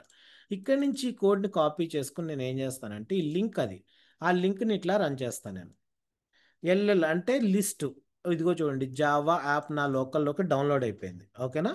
ఆ యాప్లోకి నేను చేంజ్ డైరెక్టరీ అందులోకి వెళ్ళి క్లియర్ కొట్టి ఇక్కడ ఎల్ఎల్ చూడండి. ఎల్ఎల్ అంటే లిస్ట్ అన్నట్టు, ఈ ఫోల్డర్లో ఉన్న ఫైల్స్ అన్నీ మీకు చూపిస్తుంది. pom.xml అనే ఫైల్ ఉంది, ఎస్ఆర్సి అనే ఒక ఫోల్డర్ ఉంది. ఓకే, ఈ ఎస్ఆర్సి ఇది మనం ఒక పని చేద్దాం. ఎం ఇన్స్టాల్ ట్రీ వ్యూలో చూడడానికి బాగుంటుంది, అందుకని నేను తీసుకున్నా ఎం ఇన్స్టాల్ ట్రీ. స్పెల్లింగ్ రాంగ్ అనమాట, నేను బ్యాడ్ టైపింగ్ నాది, కీబోర్డ్ చూసి టైప్ చేస్తూ ఉంటాను, అందుకని అలా కనిపిస్తుంటుంది. ఓకే, ఇలా ఉన్నాయి చూడండి. మన యాప్.జావా ఫైల్ ఇక్కడ ఉంది, index.html అని చెప్పి ఒక వెబ్ పేజ్ ఉంది ఇక్కడ. ఇప్పుడు మన దగ్గర కోడ్ వచ్చింది కదా, దీన్ని నేను బిల్డ్ చేయాలి. బిల్డ్ చేయడానికి ఏం టూల్ కావాలని చెప్పాను నేను? మ్యావెన్. అవునా? ఎస్ సార్, ఎస్ ఇప్పుడు సార్. ఇక్కడ మీరు బిల్డ్ చేయాలి. మ్యావెన్ ఎంవిఎన్ క్లీన్ ప్యాకేజ్, ఇది కమాండ్ అన్నమాట. బిల్డ్ చేయడానికి యూజ్ చేసే కమాండ్ ఇది. డోంట్ వరీ, అవన్నీ నేను చెప్తా టాపిక్ వచ్చినప్పుడు. ఇప్పుడు జస్ట్ ఇది చెప్తున్నది ఓన్లీ ఏం చేస్తున్నామన్నది తెలుసుకోవడం కోసం మాత్రమే. చూడండి, ఈ కమాండ్స్ చూసి కంగారు పడకండి, అవన్నీ మనం తర్వాత వాటి గురించి చాలా క్లియర్గా మాట్లాడుకుంటాం. ఎల్ఎల్, ఇక్కడ చూడండి, మీకు ఎల్ఎల్ అంటే లిస్ట్ అన్నమాట. ఓకే, ఎల్ఎల్ అన్నప్పుడు ఇక్కడ టార్గెట్ అని చెప్పి కొత్తగా ఒక ఫోల్డర్ యాడ్ అయింది, చూసారా? కనిపిస్తుందా ఇక్కడ మీకు? Yes sir. అందులోకి వెళ్ళండి, సిడి అంటే చేంజ్ డైరెక్టరీ, టార్గెట్లోకి వెళ్ళండి, అందులో ఎల్ఎల్ కొట్టండి. చూడండి, ఇక్కడ ఒక జార్ ఫైల్ క్రియేట్ అయిందా మీకు?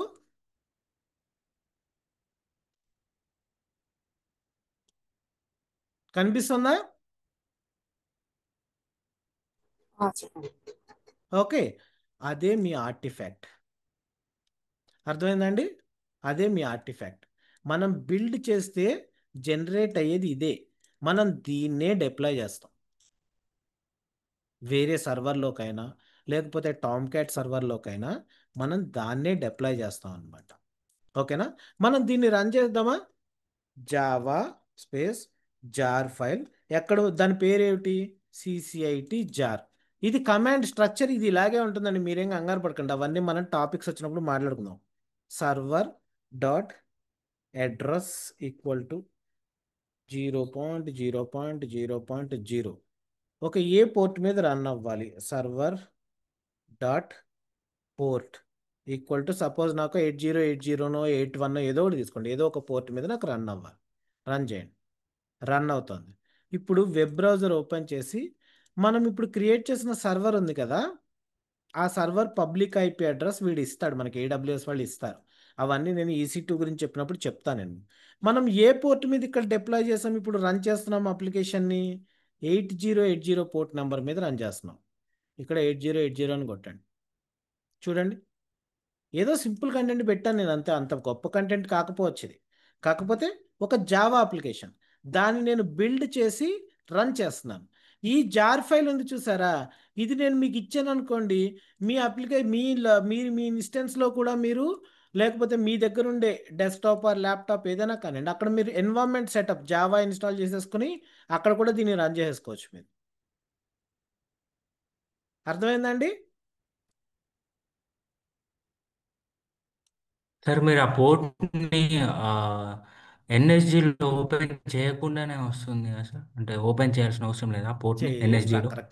రకరకాల ఆప్షన్స్ ఉంటాయండి, ఇది వన్ ఆఫ్ ద ఆప్షన్. ఇప్పుడు దాని గురించి ఆలోచించకండి మీరు. మీరు ఇప్పుడు ఒక అప్లికేషన్ని బిల్డ్ చేసి దాన్ని ఆర్టిఫాక్ట్ జనరేట్ ఇలా చేయాలి, అది చేయగలిగారా లేదా? దాన్ని రన్ చేయండి, కనపడిందా లేదా, అంతే. ఓకే, అది ఇక్కడ గాట్ మన ఇట్. మన మెయిన్ టార్గెట్ అది. ఓకేనా? Yes sir, understood. ఉమ్, అవన్నీ ఆ తర్వాత చూద్దాం దాని గురించి. ఇక్కడ అంత డెప్త్ ఇప్పుడు మీరు వెళ్ళకండి. దీన్ని అసలు ఎవరు ఇలా రన్ చేయరు కూడాను. ఒక అప్లికేషన్ ఇలా ఎవరైనా ఆల్వేజ్ ఇలా రన్నింగ్లో పెట్టుకుంటారా? బ్యాక్గ్రౌండ్ డీమన్లో రన్ అవ్వాలి, దానికి ఒక సర్వీస్ క్రియేట్ చేసుకుని అక్కడ చేసుకుంటాం మనం. అర్థమైందా? అవన్నీ ఆ టాపిక్స్ వచ్చినప్పుడు నేను చెప్తా. ఇప్పుడు దీన్ని మనం ఏం అర్థం చేసుకోవాలంటే, మీ దగ్గర కోడ్ ఉంది. ఇప్పుడు మీరు ఏం చేస్తారు యాజ్ ఏ డెవాప్స్ ఇంజనీర్? మీరు ఏం చేయాలి? ఇలా ఎవడు కూర్చుని బ్యాక్ ఎండ్లో ఇలా కమాండ్ రాయకూడదు. ఇలా బ్యాక్ ఎండ్లో కూర్చుని ఇలా ఏదో కావాల్సిన అప్లికేషన్స్ అన్నీనేమో ఇలా ఒక చోట కూర్చుని, ఇందాక నేను రాసినవి చూసారా, ఏం చేశాను? ఈ ట్రీ ఇన్స్టాల్ చేసుకోవడమైనా, దానికి ముందర ఇగో ఇన్స్టాల్ జావా అని ఒక్కొక్క సర్వర్లోనే ఎవరు క్రియేట్ చేసుకుంటూ వెళ్ళకూడదండి. మన అసలు డెవాప్స్ అనేది దేని గురించి అంటే, అంతా ఆటోమేషన్ చేయడం కోసం, ఎన్వైరన్మెంట్ అంతా ఆటోమేటిక్గా సెట్ అయిపోవాలి. మనకు ఒక 100 సర్వర్స్లో జావా కావాలి, ఎవడు కూర్చుని 100 సర్వర్స్లోకి వెళ్ళి ఇన్స్టాల్ జావా అని కొట్టుకుంటూ వెళ్ళకూడదు. అంతా ఆటోమేషన్ చేసేసుకోవాలి, యాన్సిబుల్ లాంటి సర్వీసెస్ యూస్ చేస్తుంది అనమాట. తర్వాత పైప్ లైన్ క్రియేట్ చేయాలి. పైప్ లైన్లో ఏం చేయాలి? కోడ్ పుల్ చేయాలి. పుల్ చేయాలంటే somewhere else like this Git hub repository ఇక్కడ ఎక్కడో ఉంటుంది, దాన్ని పుల్ చేసుకుంటారు. ఆ తర్వాత ఇక్కడ సోనార్ క్యూబ్ అని చెప్పి మనకు ఇంకొక సర్వీస్ ఉందండి, ఇంకా చాలా ఉంటాయి అనుకోండి, sonar cube one of them. అది యూజ్ చేసుకుని కోడ్ ఎలా రాశాడు, వీడు రాసిన కోడ్లో క్వాలిటీ ఎలా ఉంది. ఇప్పుడు డెవలపర్ అనేవాడు కోడ్ రాసినంత మాత్రాన అదేమీ ప్రసాదం కాదు అందరూ తీసేసుకోవడానికి. దాన్ని ప్రతిదీ చెక్ చేయాలి అనమాట. క్వాలిటీ అనాలిసిస్ అనేది ఒకటి ఉంటుంది. అది చేసి దాన్ని మీరు టెస్టింగ్ చేసి అంతా ఓకే అనుకుంటే అప్పుడు బిల్డ్ చేయాలి. బిల్డ్ చేసిన తర్వాత మళ్ళీ డిఫరెంట్ టైప్స్ ఆఫ్ టెస్టింగ్ చేస్తూ ఉంటాం. మీకు నేను జంకిన్స్ వచ్చినప్పుడు చెప్తా. ఓకే. ఆ తర్వాత స్కాన్ చేయాలి. కొన్ని కొన్ని ఇష్యూస్ అనేవి డెవలపర్ చేయకపోవచ్చు, కానీ డెవలపర్స్ యూజ్ చేసుకున్న యాడ్ చేసుకున్న ప్లగిన్స్ కావచ్చు, లేకపోతే ఏవైనా కొన్ని సర్వీసెస్ తను యూజ్ చేసుకుని ఉండొచ్చు, థర్డ్ పార్టీ సర్వీసెస్. వాటిల్లో ఏమైనా వల్నరబిలిటీస్ ఉండొచ్చు. ఓకే. అవన్నీ కూడా డెవలపర్కి తెలియాలని రూల్ ఏం లేదు, కానీ అలాంటి ఇష్యూస్ అన్నీ కూడా మనం కొన్ని టూల్స్ ఉంటాయి, ట్రివి ఇలాంటి టూల్స్ ఉంటాయి. వాటిని యూజ్ చేసి మనం స్కాన్ చేసి డెవలపర్ని పిలిచి చెప్పాలి, అరే బాబు నువ్వు ఇది వాడావు, దీంట్లో ఇక్కడ ప్రాబ్లం ఉంది చూడు, ఇవన్నీ నాకు వల్నరబిలిటీస్ ఇన్ని ఉన్నాయి, ఇందులో క్రిటికల్ ఇన్ని ఉన్నాయి, హై ప్రయారిటీ ఎన్ని ఉన్నాయి, పర్వాలేదు అనిపించే ఇష్యూస్ ఇన్ని ఉన్నాయి, వీటిలన్నింటినీ జాగ్రత్తగా చూడు, ఫిక్స్ చేయని చెప్పి చెప్పాలన్నమాట మనం. అంతా అయిపోయిన తర్వాత మళ్ళీ టెస్టింగ్ చేసి అంతా ఓకే అనుకుంటే అప్పుడు ఈ జార్ ఫైలో వేర్ ఫైలో ఏది జనరేట్ అయితే అది, ఇక్కడ చూడండి ఈ ట్రివ్యూ తీసుకుంటానే బాగుంటుంది. ఇక్కడ చూడండి బిల్డ్ చేసిన తర్వాత మనకి జనరేట్ అయింది ఇది. ఈ ఫైల్ని తీసుకెళ్ళి మనం ఏం చేస్తామంటే ఫస్ట్ ఒక చోట దాచుకుంటాం. ఓకే. ఎందుకంటే తర్వాత డిప్లాయ్ చేస్తాం. అంటే ఈ దాచుకోవడం దేనికి, నెక్సెస్ లాంటి సర్వీస్లో దాచుకోవడం దేనికంటే ఇనీషియల్గా మీరు రిలీజ్ చేశారంటే ఫస్ట్ డిప్లాయ్మెంట్ చేశారు 1.0.0 అని దానికి పేరు పెట్టారు. మళ్ళీ రెండో డిప్లాయ్మెంట్ చేస్తున్నారు 2.0.0 అని వెర్షన్ నేమ్ ఇచ్చారు. మూడో డిప్లాయ్మెంట్ చేశారు 3.0.0. ప్రతిసారి మీకు ఒక ఆర్టిఫాక్ట్ జనరేట్ అవుతుందండి ఇలా నేము. నేను ఇక్కడ దీని వెర్షన్ ఏమి ఇచ్చానంటే నా కోడ్లో నేను రాస్తున్నప్పుడు ఆర్టిఫాక్ట్ జనరేట్ అయినప్పుడు దాని నేమ్ ఎలా ఉండాలంటే CCIT హైఫన్ అని చెప్పి ఈ వెర్షన్ నేమ్ తోటి నాకు ఆర్టిఫాక్ట్ జనరేట్ అవ్వాలి అని చెప్పి నేను కోడ్లో రాసా, అందుకని ఇలా వచ్చింది. ఓకే. మళ్ళీ తర్వాత ఏమైనా చేంజెస్ చేశాను అనుకోండి, ఇక్కడ 4 ఉండాలని చెప్పి పెడతాను నేను ఈ పార్ట్లో. ఓకే. అయితే ప్రాబ్లం ఎక్కడ వస్తుందంటేనండి, సపోజ్ ఇప్పుడు 3.0.0 అనేది మార్కెట్లోకి రిలీజ్ అయిపోయింది, టెస్టింగ్ అంతా అయిపోయింది, ఓకేనే కాదనట్లా. కొన్నిసార్లు ఎంత టెస్టర్ అయినా కొన్ని ఇష్యూస్ని ఐడెంటిఫై చేయలేకపోవచ్చు. ప్రొడక్షన్ ఎన్వైరన్మెంట్లో మార్కెట్లోకి రిలీజ్ అయిన తర్వాత ఇష్యూస్ ఐడెంటిఫై అవ్వచ్చు. అప్పుడు ఇమీడియట్గా మనం చేయాల్సింది ఏంటి, కోడ్లో ఇమీడియట్గా అప్పటికప్పుడు కూర్చొని కోడ్లో చేంజెస్ చేసి ఇష్యూస్ ఫిక్స్ చేసి అప్పటికప్పుడు చేంజెస్ అయితే చేయలేరు కనుక పాత ఆర్టిఫాక్ట్ ఉంటుంది చూసారా, పాత జార్ ఫైల్ వేర్ ఫైల్ ఏదో ఒకటి ఉంటుంది కదా, దాన్ని తీసుకొచ్చి ఇమ్మీడియట్గా ముందర సర్వర్లో రీప్లేస్ చేస్తారు. అది వర్కింగ్ కదా అంతకు ముందర. ఆ తర్వాత కూర్చుని మళ్ళీ ఇక్కడ ఈ 3.0.0లో వచ్చిన ఇష్యూస్ ఏమున్నాయనేది ఫిక్స్ చేసుకుంటూ వెళ్తారు. దానికోసం మనం ఏం చేయాలి, ఎప్పుడు కూడా పాత జార్ ఫైల్స్ అన్నింటినీ కూడా ఒక చోట దాచుకోవాలి. దాన్ని ఆర్టిఫాక్ట్ స్టోరేజ్ కోసం యూజ్ చేసే సర్వీసెస్ లైక్ మనం AWSలో అయితే S3లో దాచుకోవచ్చు. AWSలో కూడా ఆర్టిఫాక్ట్ స్టోరేజ్ సర్వీసెస్ ఉన్నాయి. అలాగే నెక్సెస్ లాంటి సర్వీసెస్ ఉంటాయి, వీటిలో ఉంచుకుంటాం. ఆ తర్వాత డిప్లాయ్మెంట్ యాక్టివిటీ చేస్తాం అన్నమాట. అర్థమైందండి?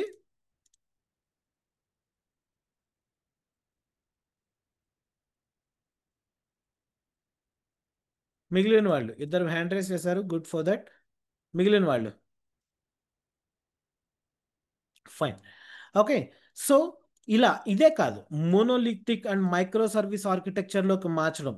Monolithic application and micro service application అంటే ఏంటో తెలుసా అండి మీకు? No. No sir, no sir. No problem. నేను అది చాలా క్లియర్గా చెప్తాను మీ అందరికీ కూడా. అఫ్ కోర్స్ ఇప్పటికిప్పుడు హై లెవెల్లో చెప్పేయచ్చు, కానీ అప్లికేషన్ గురించి చెప్పేటప్పుడు కంప్లీట్గా మీకు నేను చెప్తా దీని గురించి. మోనోలిథిక్ అప్లికేషన్ అంటే ఏంటంటేనండి, మీరు ఒక అప్లికేషన్ డిజైన్ చేశారు, అందులో చాలా మాడ్యూల్స్ ఉంటాయి మీకు. ఓకేనా. అయితే ఎప్పుడూ కూడా మొత్తం కోడ్ అంతా కూడా ఒక చోటే రాసేయకూడదు. ఓకేనా. కోడ్ అంతా కూడా మనం ఇప్పుడు ఇప్పుడు మీలో ఎవరైనా C++ ఇలాంటివి నేర్చుకున్న వాళ్ళు ఉన్నారా?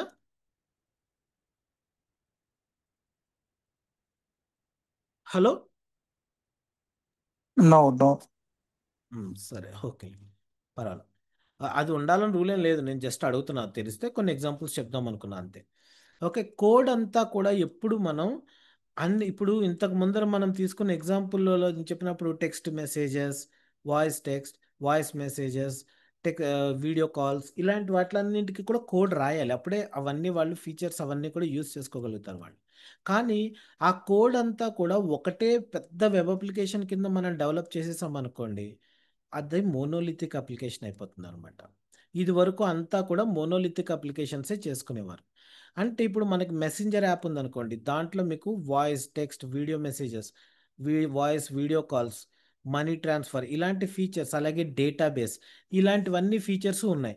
ఇవన్నీ కలిపి అండర్ వన్ రూఫ్ ఒకటే అప్లికేషన్లో మీరు పెట్టుకుంటూ వెళ్ళారంటే అది మోనోలిథిక్ అప్లికేషన్ అయిపోతుంది అనమాట. అయితే మోనోలిథిక్ కొన్ని అడ్వాంటేజెస్ ఉన్నాయి, అలాగే మైక్రో సర్వీసెస్ కూడా కొన్ని అడ్వాంటేజెస్ ఉన్నాయి. ఒకటే అద్భుతం అని నేను చెప్పను, ప్రతిదానికి కొన్ని ప్రోస్ అండ్ కాన్స్ ప్రతిదానికి ఉంటాయి. కాకపోతే ఏంటంటే comparatively monolithic micro service architectured అప్లికేషన్ని మెయింటైన్ చేయడం అనేది కొంత ఈజీ అనమాట. ప్రాబ్లం ఉండదు మనకన్నమాట. ఇప్పుడు ఒక 1000 పేజీల అప్లికేషన్ అండి అది. ఆ అప్లికేషన్లో మీరు చాలా కోడ్ ఏదో రాసుకుంటూ వచ్చారు, అంతా అయిపోయింది. ఏదో ఒక చిన్న చేంజ్ చేయాల్సి వచ్చిందండి, చాలా మైనర్ చేంజ్ చేయాల్సి వచ్చింది, చేశారు. కానీ ఏమవుతుందో తెలుసా మీరు, మొత్తం ఆ అప్లికేషన్ని బిల్డ్ చేయాలి, మొత్తం డిప్లాయ్మెంట్ యాక్టివిటీస్ అన్నీ చేసుకుంటూ వెళ్ళాలి.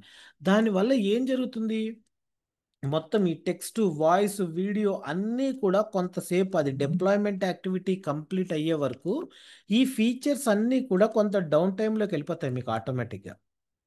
దానివల్ల బిజినెస్ ఇంపాక్ట్ అయ్యే ఛాన్సెస్ ఉంటాయి. కానీ అడ్వాంటేజెస్ చెప్పాలంటే అంత కూడా ఒక చోటే ఉంటుంది కనుక డెవలపర్ అనేవాడికి ఈజీగా ఉంటుంది డెవలప్ చేసుకోవడానికి. అలాగే డిప్లాయ్మెంట్ కూడా బిల్డ్ చేయడం టైం పడుతుంది, డిప్లాయ్ చేయడానికి డౌన్ టైం కావాలి, అది వేరే విషయం. బట్ సింపుల్గా వన్ క్లిక్లో బిల్డ్ చేసేయచ్చు. ఓకేనా, అంతా కూడా ఒక చోటే ఉంటుంది. కానీ ఇది ఏంటంటే మెయింటెనెన్స్ కష్టం అవుతుంది ఒక్కొక్కసారి అనమాట, ఏమైనా కోడ్ రాయాలంటే అనమాట.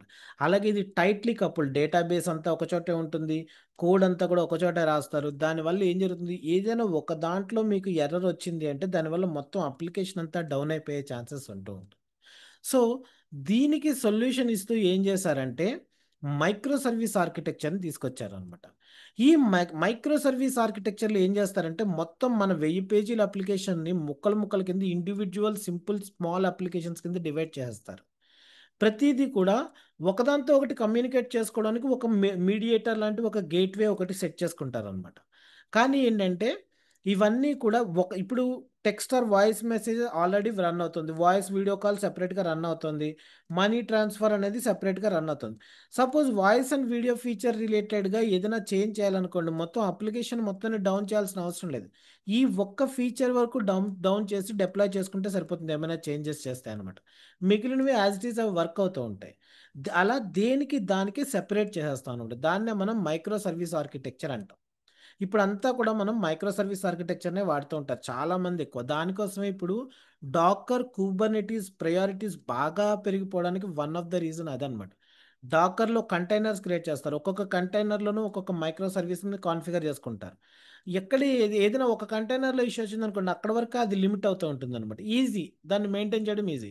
అలాగే మీరు డాకర్ యూస్ చేయకుండా కుబర్నెటీస్ లాంటిది పక్కన పెట్టేసి ఓన్లీ ఏడబ్ల్యూఎస్ మీదే డిపెండ్ అయ్యారు అనుకోండి, అక్కడ ఈ మైక్రో సర్వీసెస్ని డిప్లాయ్ చేయడానికి ఒక్కొక్క సర్వీస్కి ఒక్కొక్క సర్వర్ క్రియేట్ చేసుకోవచ్చు అనమాట. అది కూడా మంచి పద్ధతే, అది కూడా వన్ ఆఫ్ ద బెస్ట్ వేనే. అలా చేసే వాళ్ళు కూడా చాలామంది ఉంటారు. ఓకే, తీసుకెళ్ళి ఒక ఈసీ2 ఇన్స్టెన్స్లో డిప్లాయ్ చేసుకుంటారు. ఒక service text and voice messages వీటిలన్నింటిని తీసుకెళ్ళి ఒక ఈసీ2లో పెడతారు. వీడియో కాల్స్, వాడి వాయిస్ కాల్స్ని తీసుకెళ్ళి ఆ రిలేటెడ్ కోడ్ అంతా ఆ అప్లికేషన్ పార్ట్ వరకు తీసుకెళ్ళి ఇంకొక ఈసీ2 ఇన్స్టెన్స్లో పెడతారు. Money transfer features related code అంతా తీసుకెళ్ళి ఇంకొక ఈసీ2 ఇన్స్టెన్స్లో పెడతారు. ఓకే, ఇప్పుడు ఎక్కడైనా చేంజ్ చేయాలనుకోండి, ఆ పర్టికులర్ సర్వీస్ వరకు ఉన్న చోట చేంజెస్ చేసి అదొకటి డిప్లాయ్ చేస్తే సరిపోతుంది అనమాట. ఓకే, దీనివల్ల ఏమవుతుందంటే మొత్తం వర్క్ అంతా కూడా మీకు మీ కోడ్ అంతా కూడా డీకపుల్ అయిపోతుంది, ఒక దాని వల్ల ఇంకొకటి ఇంపాక్ట్ అయ్యే అవకాశం ఉండదు అనమాట. Okay, better maintenance, easy. అంటే అదే టైంలో ఇంకొక ఫీచర్ కూడా ఉందండి మైక్రో సర్వీస్ ఆర్కిటెక్చర్లో. మీరు జావాలో కోడ్ రాసి ఆ రిజల్ట్ని తీసుకెళ్ళి పైథాన్లో యూస్ చేసుకోవచ్చు, పైథాన్లో రాసి తీసుకెళ్ళి నోట్ జేఎస్లో ఆ రిజల్ట్ని యూస్ చేసుకోవచ్చు. మోనోలిథిక్లో ఆ ఆప్షన్ మీకు ఉండదు, మొత్తం అంతా కూడా ఒకటే లాంగ్వేజ్లో రాసుకుంటూ వెళ్తారనమాట. కానీ అంటే అక్కడ కూడా కొన్ని ఎక్సెప్షన్స్ వేరే ఉంటాయి, అంత డెప్త్లోకి మనం వెళ్ళాల్సిన అవసరం లేదు. ఓకే, మీకు చెప్పినా కూడా మీరు అనవసరంగా కన్ఫ్యూజ్ అయిపోతారు ఆ టాపిక్స్ అని చెప్పానంటే.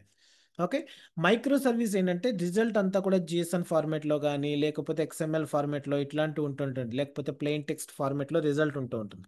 దాన్ని ఏ అప్లికేషన్లో అయినా ఏ కోడ్లో అయినా మనం రీయూజ్ చేసుకోవచ్చు అనమాట సింపుల్గా.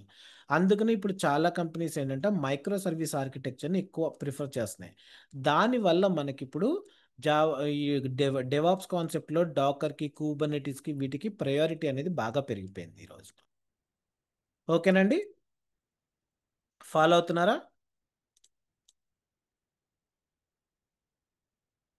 ఎవరైనా ఏదైనా అడగాలనుకుంటే అడగొచ్చు.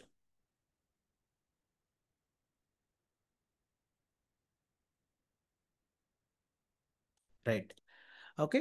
సో ఇలాంటి రిక్వైర్మెంట్స్ కోసం మనకి డెవాప్స్లో చాలా టూల్స్ ఉన్నాయండి. అన్నీ మనం వాడతామని కాదు నేను చెప్పేది. ఓకే. ఇప్పుడు డాకర్, కుబర్నెటీస్ ఇలాంటివి వాడుతా అందరికీ కామన్గా అవసరం అవుతుంటాయి. కానీ ఇప్పుడు మనకి టెరాఫామ్ ఉందనుకోండి, కొంతమంది టెరాఫామ్ కాదు నాకు పప్పెట్ కావాలంటారు, ఇంకోటి చెఫ్ ఏదో కావాలంటారు. అలా రకరకాల రిక్వైర్మెంట్స్ ఉంటూ ఉంటాయి. కానీ ఎప్పుడు కూడా మనకి కాన్సెప్ట్ టెరాఫామ్ అంటే ఏంటి, ఇన్ఫ్రాస్ట్రక్చర్ యాజ్ ఏ కోడ్ అంటే ఇప్పుడు మీకు ఇక్కడ ఒక EC2 ఇన్స్టెన్స్ నేను లాంచ్ చేశాను, ఇక్కడ చూశారు కదా. ఇది లాంచ్ చేయాలంటే నేను ఏం చేశాను, AWS మేనేజ్మెంట్ కన్సోల్లోకి లాగిన్ అయ్యి ఇక్కడ కోడ్ రాశాను. నేను కోడ్ రాయలేదు, జస్ట్ ఇక్కడికి వచ్చి యూజర్ ఇంటర్ఫేస్లో లాంచ్ ఇన్స్టెన్స్ అని కొట్టి నాకు కావాల్సిన కాన్ఫిగరేషన్ ఏముంటుందో అన్నది, ఇక్కడ నాకు 1 GB ర్యామ్తో కావాలి, 2 కోర్ ప్రాసెసర్ కావాలి, లైనెక్స్ ఉండాలి, లైనెక్స్లో మళ్ళీ అమెజాన్ లైనెక్స్ కావాలి నాకు అని చెప్పి ఇక్కడ నెట్వర్క్ సెట్టింగ్ ఏదో చేసుకుని లాంచ్ అని కొట్టా. ఇదంతా ఎలా జరిగింది, యూజర్ ఇంటర్ఫేస్ ద్వారా జరిగింది. ఇలా కాదండి, మనకి ఇంకొక వే కూడా ఉందండి మీరు చేయాలంటే. ఇన్ఫ్రాస్ట్రక్చర్ యాజ్ ఏ కోడ్ అంటారు అనమాట. ఈ ఇన్ఫ్రాస్ట్రక్చర్ యాజ్ ఏ కోడ్లో కోడ్ రాసుకుంటారు. చూపిస్తా చూడండి దాన్ని కూడా మీకు.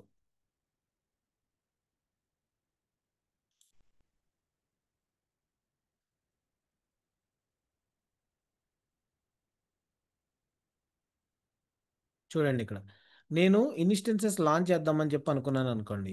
ఇప్పుడు ఇక్కడికి వచ్చి నేను కాన్ఫిగరేషన్ అంతా కోడ్లో రాసేసుకుంటాను అనమాట ఇలాగ. దీన్నే ఇది జేసన్ ఫార్మేట్లో ఉన్నట్టు ఉంటుంది, కానీ ఇది HCP ఫార్మేట్ అంటారు. ఇవి ఆ టాపిక్స్ వచ్చినప్పుడు చెప్తాను నేను.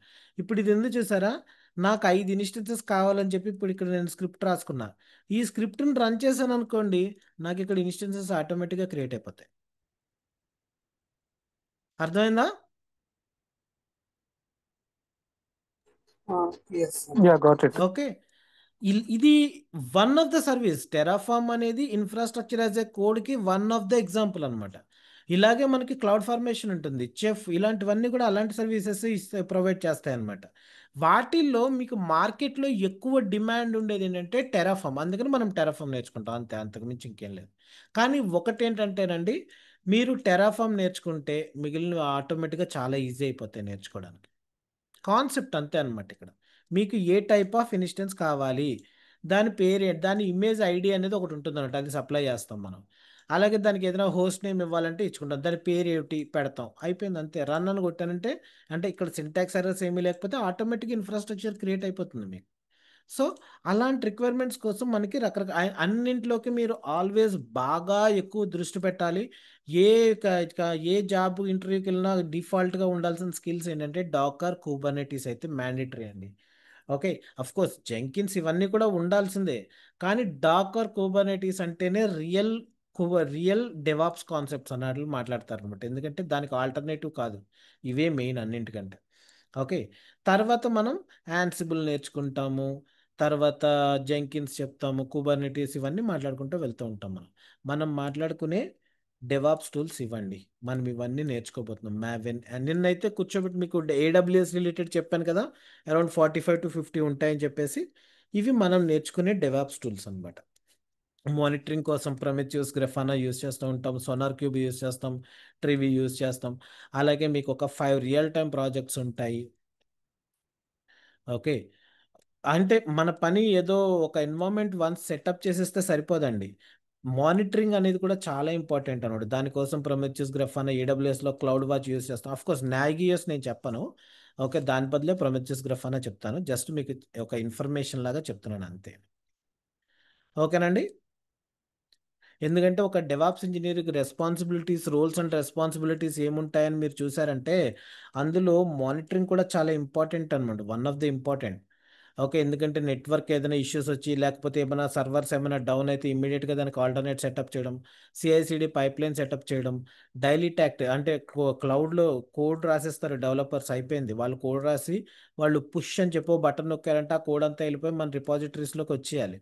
అలాగే బిల్డ్ అయిపోవాలి. అలా డైలీ యాక్టివిటీస్ అన్నిటిని ఆటోమేట్ చేయడం, మిగిలిన టీమ్స్ తోటి అంటే టెస్టింగ్ టీమ్స్, డెవలప్మెంట్ టీమ్స్, ఇలా రకరకాల టీమ్స్ తోటి కొలాబరేట్ అయి వర్క్ చేసుకోవడం.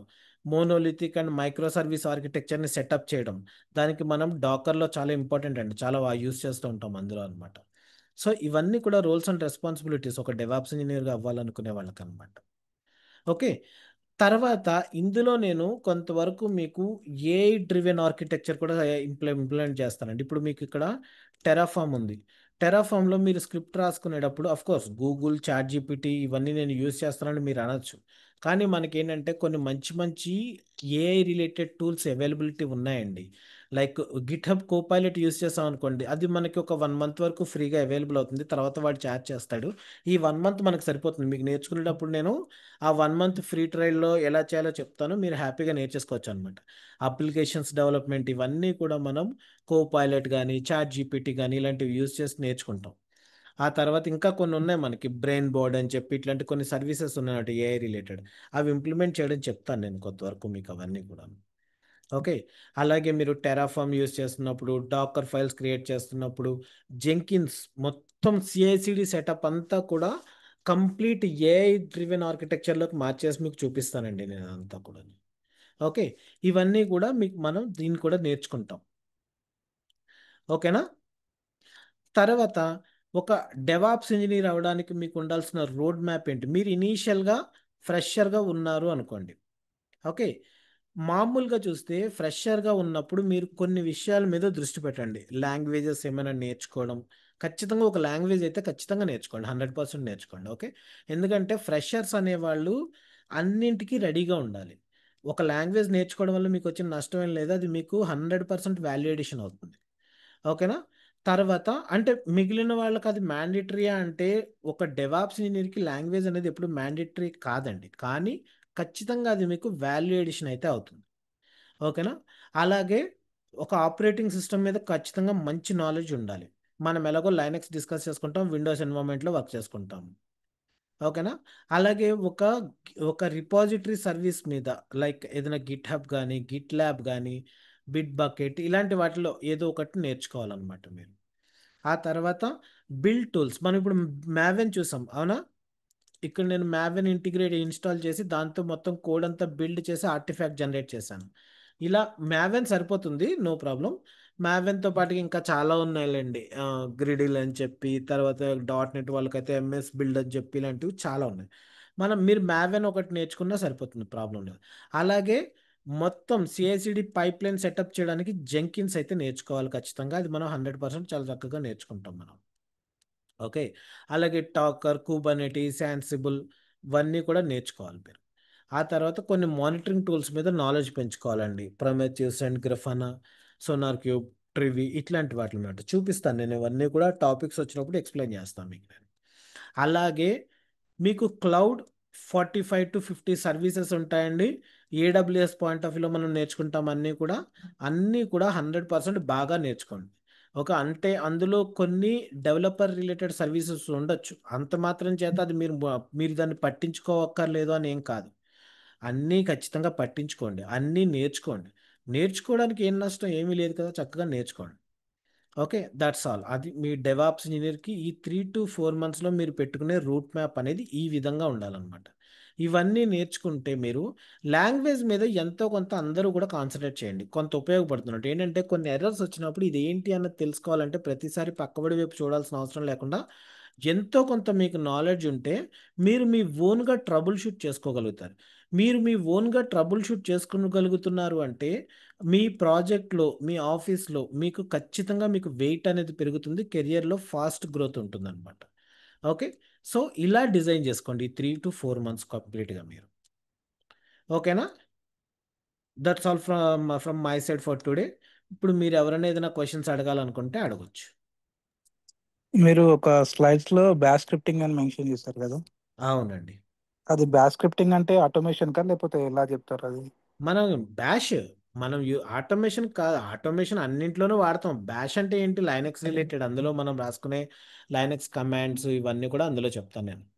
ఓకే ఓకే ఆటోమేషన్ సెట్ చేసుకోవాల్సి వచ్చినప్పుడు ఏమైనా స్క్రిప్టింగ్ ఫైల్స్ జనరేట్ చేసుకోవడం, వాటిని ఎలా రన్ చేసుకోవాలి అవన్నీ కావాల్సి వస్తాయి కదా మనకి. Okay okay. నెక్స్ట్ అంటే జాబ్ ఎవరికైనా నార్మల్గా ఇప్పుడు ట్రైన్ తీసుకున్న తర్వాత జాబ్ వచ్చింది అనుకోండి, వాళ్ళకి అసిస్టెంట్స్ కానీ ఏమన్నా లేదండి, ఫర్దర్ గా అలాంటి నేను లేదు లేదు. ఫర్దర్ గా ఏమైనా డౌట్స్ ఉంటే అది ఏదైనా మీకు ఛానల్ డిస్కషన్ ఫోరమ్స్ ఆల్వేస్ ఒక 1 or 2 years వరకు డిస్కషన్ ఫోరమ్స్ ఓపెన్ ఉంటాయి.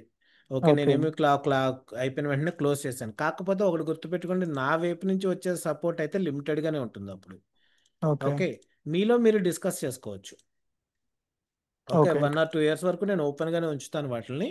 మీలో ఉమ్. మీరందరూ కూడా మిగిలిన స్టూడెంట్స్ మీరు కలిసి ఈ 3 to 4 months నా వైపు నుంచి మీకు ఎప్పుడు డౌట్ వచ్చినా ఇమీడియట్గా నేను రెస్పాండ్ అవుతాను. ఒక 2 to 3 hours గ్యాప్లో ఇమీడియట్గా రెస్పాండ్ అవుతాను. Okay, okay. కాకపోతే నేను సజెస్ట్ చేసేది ఎప్పుడైనా ఎవరికైనా ఏంటంటే, ఒకళ్ళు ఒక క్వశ్చన్ అడిగారంటే మిగిలిన స్టూడెంట్స్ అందరూ కూడా సమాధానం చెప్పడానికి రెడీగా ఉండాలి. నాది కాదు అని పక్కన పెట్టేయకూడదు. మన డిస్కషన్ ఫోరమ్స్ అన్నీ చాలా బాగుంటాయండి. ప్రతి ఒక్క క్వశ్చన్కి 10 మంది సమాధానం చెప్తూ ఉంటాను. ఇన్ కేస్ ఆ లెవెల్లో సాల్వ్ కాకపోతే అప్పుడు నేను ఇన్వాల్వ్ అవుతూ ఉంటాను తప్ప, మోస్ట్లీ స్టూడెంట్సే వాళ్ళలో వాళ్ళే సాల్వ్ చేసుకుంటూ ఉంటారు ఏ ఇష్యూ అయినా కూడా.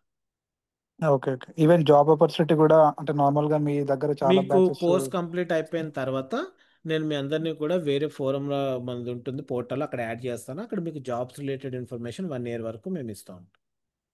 Yeah. Okay. Okay. Certification guidance కూడా లాస్ట్కి ఎండ్ ఆఫ్ ది సెషన్. ఉంటుందండి అవన్నీ. ఓకే. డిస్కషన్ ఫార్మ్స్ అంటే డిస్కౌంట్ గ్రూపా? ఏంటండి discount group sir discussion forums అంటే? మీ మాట ఏమిటి నాకు క్లియర్గా వినపట్లేదు. బ్యాక్గ్రౌండ్ నుంచి టకటక ఏదో సౌండ్ వస్తుంది. ఎప్పుడు ఇప్పుడు బాగుంది. డిస్కషన్ ఫార్మ్స్ అంటే డిస్కౌంట్ గ్రూప్సా? మన టెలిగ్రామ్లో గ్రూప్స్ క్రియేట్ చేస్తాను మీ అందరికీ కూడాను. ఓకే, అందులో ఒకళ్ళు డిస్కస్ చేసుకోవచ్చు అనమాట. Telegram groups. ఒక స్లాక్ ఉందనుకోండి, ఇప్పుడు ఎట్లా యూజ్ చేస్తామో అట్లా యూజ్ చేయొచ్చు. అక్కడ మీరు వాయిస్ మెసేజ్ పెట్టచ్చు, టెక్స్ట్ మెసేజ్ పెట్టచ్చు, స్క్రీన్ షాట్స్ షేర్ చేయొచ్చు, ఏదైనా చేయొచ్చు. ఓకేనండి.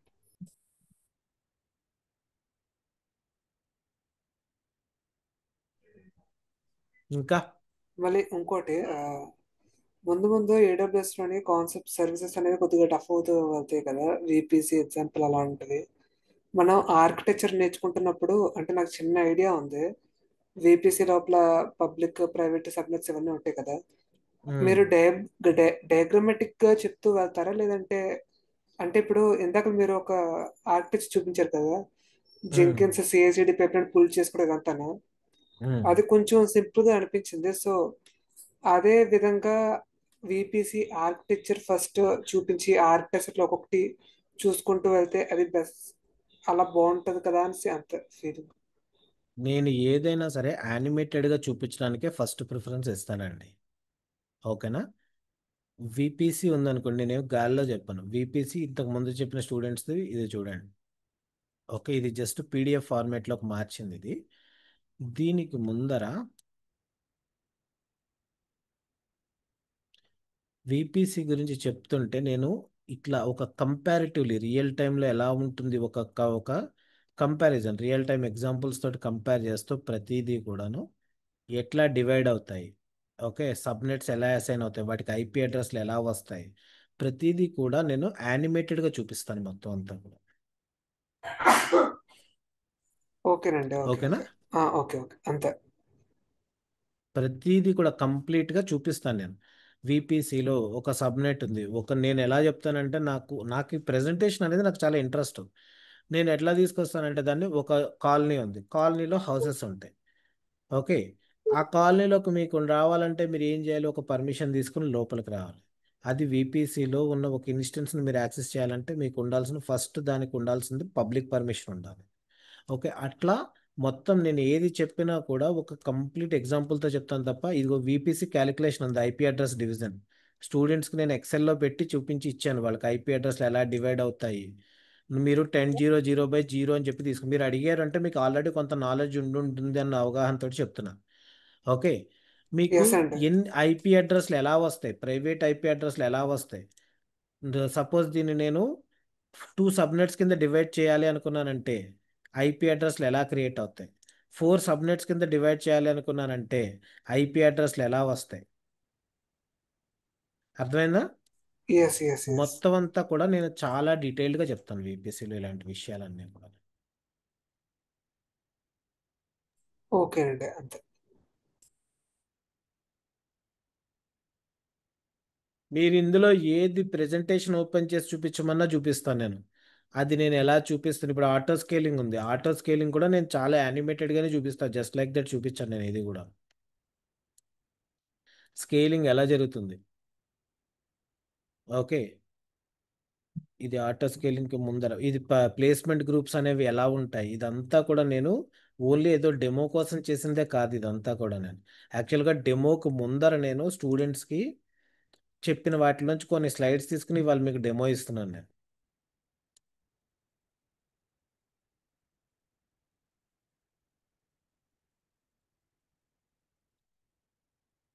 లోడ్ బ్యాలెన్సర్ గురించి చెప్పేటప్పుడు ఇలా ప్రతిదీ కూడా రియల్ టైంలో ఎక్స్ప్లెయిన్ చేసుకుంటే ఇదంతా యానిమేటెడ్గా మీకు కనిపిస్తుంది. ఓపెన్ చేసి చూపించిన ఎక్సెల్ రియల్ పవర్ పాయింట్ ఆ, మీకు డౌట్ ఏమైనా ఉంటే చూపించమంటే చూపిస్తాను నేను. లేదండి, క్లియర్ అయింది. అందులో మీకు ఏమీ ప్రాబ్లం ఉండదు. నేను ప్రెజెంటేషన్స్ అయితే నా ఫస్ట్ ప్రయారిటీ ఎప్పుడు ప్రెజెంటేషన్ తోటి క్లియర్గా చూపించడమే, ఆ తర్వాత మిగిలిన ఉంటాయి.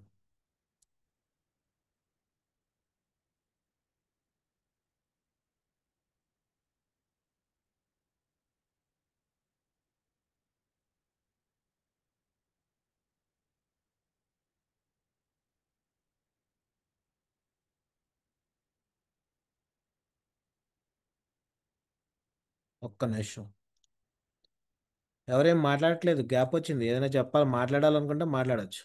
నేను లోడ్ బ్యాలెన్సర్ గురించి చెప్పాను అనుకోండి, ఇట్లానే చెప్తాను. లోడ్ బ్యాలెన్సర్ టైప్స్, అసలు లోడ్ బ్యాలెన్సర్ అంటే ఏంటి, థిరిటికల్గా చెప్పిన తర్వాత ప్రాక్టికల్గా చెప్తాను నేను. ఓకే, ఒక వెబ్ సర్వర్, డేటాబేస్ సర్వర్, మీరు ఒక డొమైన్ మ్యాప్ చేస్తారు దానికి ఐపీ అడ్రస్కి తీసుకెళ్ళి. ఎండ్ యూజర్ అనేవాడు ఎలా వాడుకుంటాడు, వాడు డొమైన్ అనేది సప్లై చేస్తే వెబ్ సర్వర్కి రిక్వెస్ట్ వెళ్తుంది, అక్కడి నుంచి డేటాబేస్ సర్వర్కి రిక్వెస్ట్ వెళ్తుంది, అక్కడి నుంచి రెస్పాన్స్ వస్తుంది, అది మీకు కనిపిస్తుంది. అదే టైంలో ఒక లోడ్ బ్యాలెన్సర్ ఇంప్లిమెంట్ చేస్తే ఎట్లా ఉంటుంది, అవన్నీ కూడా నేను ప్రాక్టికల్గా ఇలా మొత్తం అంతా ఎక్స్ప్లెయిన్ చేసుకుంటూ వెళ్తాను తప్ప పైన ఏదో నేను పెయింట్లో చూపించడం అట్లా చేయను నేను. ఓకేనా? ఓకేనండి.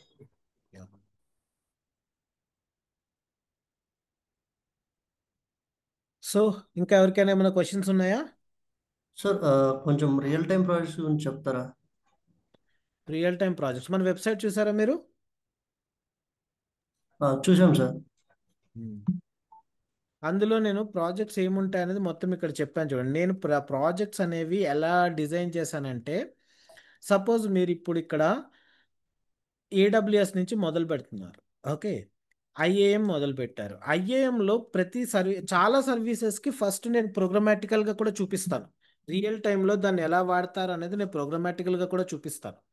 ఓకే, తర్వాత మీరు లైనెక్స్ నేర్చేసుకుంటారు, కేఎంఎస్ నేర్చుకుంటారు, S3 నేర్చుకుంటారు. ప్రతిదీ ఇవి కూడా మీకు రియల్ టైం ఉంటాయి. రియల్ టైం ప్రాజెక్ట్ ఇందులో చిన్న చిన్న సబ్ ప్రాజెక్ట్స్లో కూడా చెప్తాను నేను.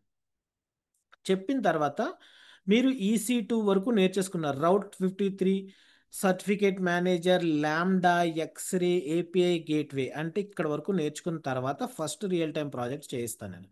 వీటిలో ఏంటంటే IAM, EC2, లోడ్ బ్యాలెన్సర్ ఇవన్నీ ఇంప్లిమెంట్ చేసుకుంటూ ఒక వెబ్ అప్లికేషన్ని ఎలా డిప్లాయ్ చేయాలి with high availability, security, fault tolerance ఇలాంటివన్నీ ఇంప్లిమెంట్ చేస్తూ ఒక ప్రాజెక్ట్ ఎలా డిప్లాయ్ చేయాలి అనేది చెప్తాను నేను. ఓకేనా? ఓకే, బట్ అక్కడ లాంగ్వేజ్ పైథాన్ అని మెన్షన్ చేశారు. సో అవును, ఏమిటి ఇష్యూ? అంటే పైథాన్ హై లెవెల్లో వచ్చి ఉండాలా అని చిన్న డౌట్. అవసరం లేదండి. ఇప్పుడు ఒక డెవాప్స్ ఇంజనీర్కి పైథాన్ ఎందుకు, డిప్లాయ్ చేయడానికి వాడికి బిల్డ్ చేసి డిప్లాయ్ చేయగలిగిన నాలెడ్జ్ ఉంటే చాలు. ఓకే. కానీ మరి నేను ఇప్పుడు చేయాలంటే నేను ఏదో ఒక లాంగ్వేజ్లో కోడ్ రాయాలి కదా. ఓకే. ఓకేనా, అది పైథాన్ అని చెప్తున్నాను నేను. తర్వాత ఇదే ప్రాజెక్ట్ని మనం infrastructure as a code service గురించి మాట్లాడుకుంటాం. ఓకే, అంటే ఇన్ఫ్రాస్ట్రక్చర్ యాజ్ ఏ కోడ్ అంటే ఏంటి, ఇదే హై అవైలబిలిటీ, అదే ఫాల్ట్ టాలరెన్స్, అదే సెక్యూరిటీ అంతా కూడా మనం కోడ్లో రాసేసుకుంటాం. ఇంతకు ముందర చూపించాను కదా నేను టెరాఫార్మ్ స్క్రిప్ట్. అదే టైప్లో AWSలో మనకి క్లౌడ్ ఫార్మేషన్ అని చెప్పి ఒక సర్వీస్ ఉందన్నమాట. ఇది అయిపోయిన తర్వాత ఇదే అప్లికేషన్ని ఇన్ఫ్రాస్ట్రక్చర్ యాజ్ ఏ కోడ్ తర్వాత అదే అప్లికేషన్ని infrastructure as a code YAML JSONలో రాసుకుని ఎలా డిప్లాయ్ చేస్తాము అన్నది చెప్తాను. అర్థమైందా అండి? Yeah yes okay. తర్వాత ఏడబ్ల్యూఎస్లో మనకి సిఐసిడి రిలేటెడ్ సర్వీసెస్ ఉన్నాయండి. కోడ్ బిల్డ్, కోడ్ డిప్లాయ్మెంట్, ఇట్లా కొన్ని సర్వీసెస్ ఉన్నాయి. వాటి ద్వారా సిఐసిడి అయిన తర్వాత అదే అప్లికేషన్ని సిఐసిడి త్రూ ఎలా ఇంప్లిమెంట్ చేస్తారు, గిట్ హబ్ యూస్ చేసుకుంటూ ఎలా చేస్తారు అన్నది చెప్తాను, ఎలా ఇంప్లిమెంట్ చేస్తారు అన్నది. తర్వాత ఎలాస్టిక్ బీన్ స్టాక్ అంటే ఏంటంటేనండి, ప్లాట్ఫామ్ యాజ్ ఎ సర్వీస్ అనే మాట ఎప్పుడైనా విన్నారా? విన్నాం యా సార్. యా దానికి ఏడబ్ల్యూఎస్లో ఉన్న సర్వీస్ ఎలాస్టిక్ బీన్ స్టాక్ అనమాట. ఈ ఎలాస్టిక్ బీన్ స్టాక్ అంటే ఏంటంటే, మీకు బిల్డ్ చేసే నాలెడ్జ్ లేదు, కోడ్ రాసేసి కోడ్ మీ దగ్గర ఉంది, డిప్లాయ్మెంట్ నాలెడ్జ్ మీకు లేదు, మీ దగ్గర కోడ్ అయితే రెడీగా ఉంది, సింపుల్గా దాన్ని జిప్ చేసి డిప్లాయ్ చేసేయడానికి ఉపయోగించే సర్వీస్ ఎలాస్టిక్ బీన్ స్టాక్ అనమాట. ఇది అయిన తర్వాత ఇదే అప్లికేషన్ నోట్ జేఎస్లో రాశాను దీన్ని, పైథాన్లో నుంచి మనం నోట్ జేఎస్లోకి మార్చాను అనమాట. ఇక్కడ ఊరికే చిన్న చేంజ్, పెద్ద మీనింగ్ ఏం లేదు, ఎందుకు మార్చాను అన్న దానికి పెద్ద రీజన్ ఏం కాదు, కానీ అన్ని పైథాన్లోనే ఎందుకని చెప్పి ఇది మాత్రం ఒకటి నోట్ జేఎస్లోకి మార్చాను అంతే. ఓకేనా, కొంచెం మీకు చూడడానికి డిఫరెంట్గా ఉంటుంది కదా అన్న ఉద్దేశంతో అంతే. ఓకే, చేసిన తర్వాత దీన్ని ఎలా డిప్లాయ్ చేయాలి, యూజింగ్ ఎలాస్టిక్ బీన్ స్టాక్ ఎలా డిప్లాయ్ చేయాలన్నది నేర్చుకుంటాం మనం. ఇవన్నీ అయిపోయిన తర్వాత మైగ్రేషన్ రిలేటెడ్ వస్తుంది అనమాట. ఇక్కడ ఆన్ ప్రెమిస్లో ఉన్న ఒక పైథాన్ వెబ్ అప్లికేషన్ని కంప్లీట్ క్లౌడ్ నేటివ్ అప్లికేషన్గా ఎలా డిప్లాయ్ చేయాలి అనేది ఇక్కడ నేర్చుకుంటాం. ఇక్కడ ఒక 15 to 20 సర్వీసెస్ వరకు మనం ఇందులో ఇంక్లూడ్ చేసుకుంటూ చేస్తాం. ఓకే, ఇది ఏడబ్ల్యూఎస్ రిలేటెడ్ మనం వర్క్ చేసే రియల్ టైం ప్రాజెక్ట్స్. వీటితో పాటుగా చాలా వరకు సర్వీసెస్ అంటే స్కోప్ ఉన్న ప్రతి దానికి నేను ఒక రియల్ టైం ప్రాజెక్ట్ అయితే ఇంప్లిమెంట్ చేశానండి. ఓకే, స్కోప్ ఉండాలన్నమాట. ఇప్పుడు మనకి లైక్ విపిసిలో ఈ స్క్రిప్ట్స్ ద్వారా విపిసి జనరేట్ చేయడం ఎలాగైనా చేయొచ్చు, కానీ కంప్లీట్ ప్రాజెక్ట్ ఓన్లీ విపిసి కోసం అంత గొప్పగా ఏమి ఉండదు, అందుకని నేను ఇంప్లిమెంట్ చేయలేదు ఇందులో.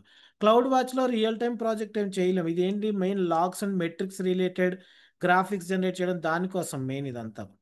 సో ఇది ఇది నేను యూఐ మన కన్సోల్లోనే చూపిస్తాను నేను దీన్ని. మీకు మానిటరింగ్. కుదిరినన్ని మానిటరింగ్ సర్వీస్ అది.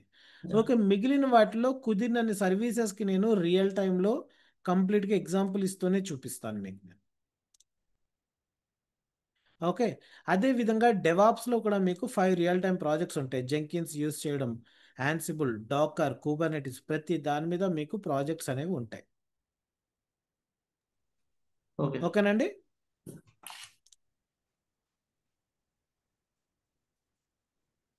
ఇంకా ఎవరికైనా ఏమైనా క్వశ్చన్స్ ఉన్నాయా?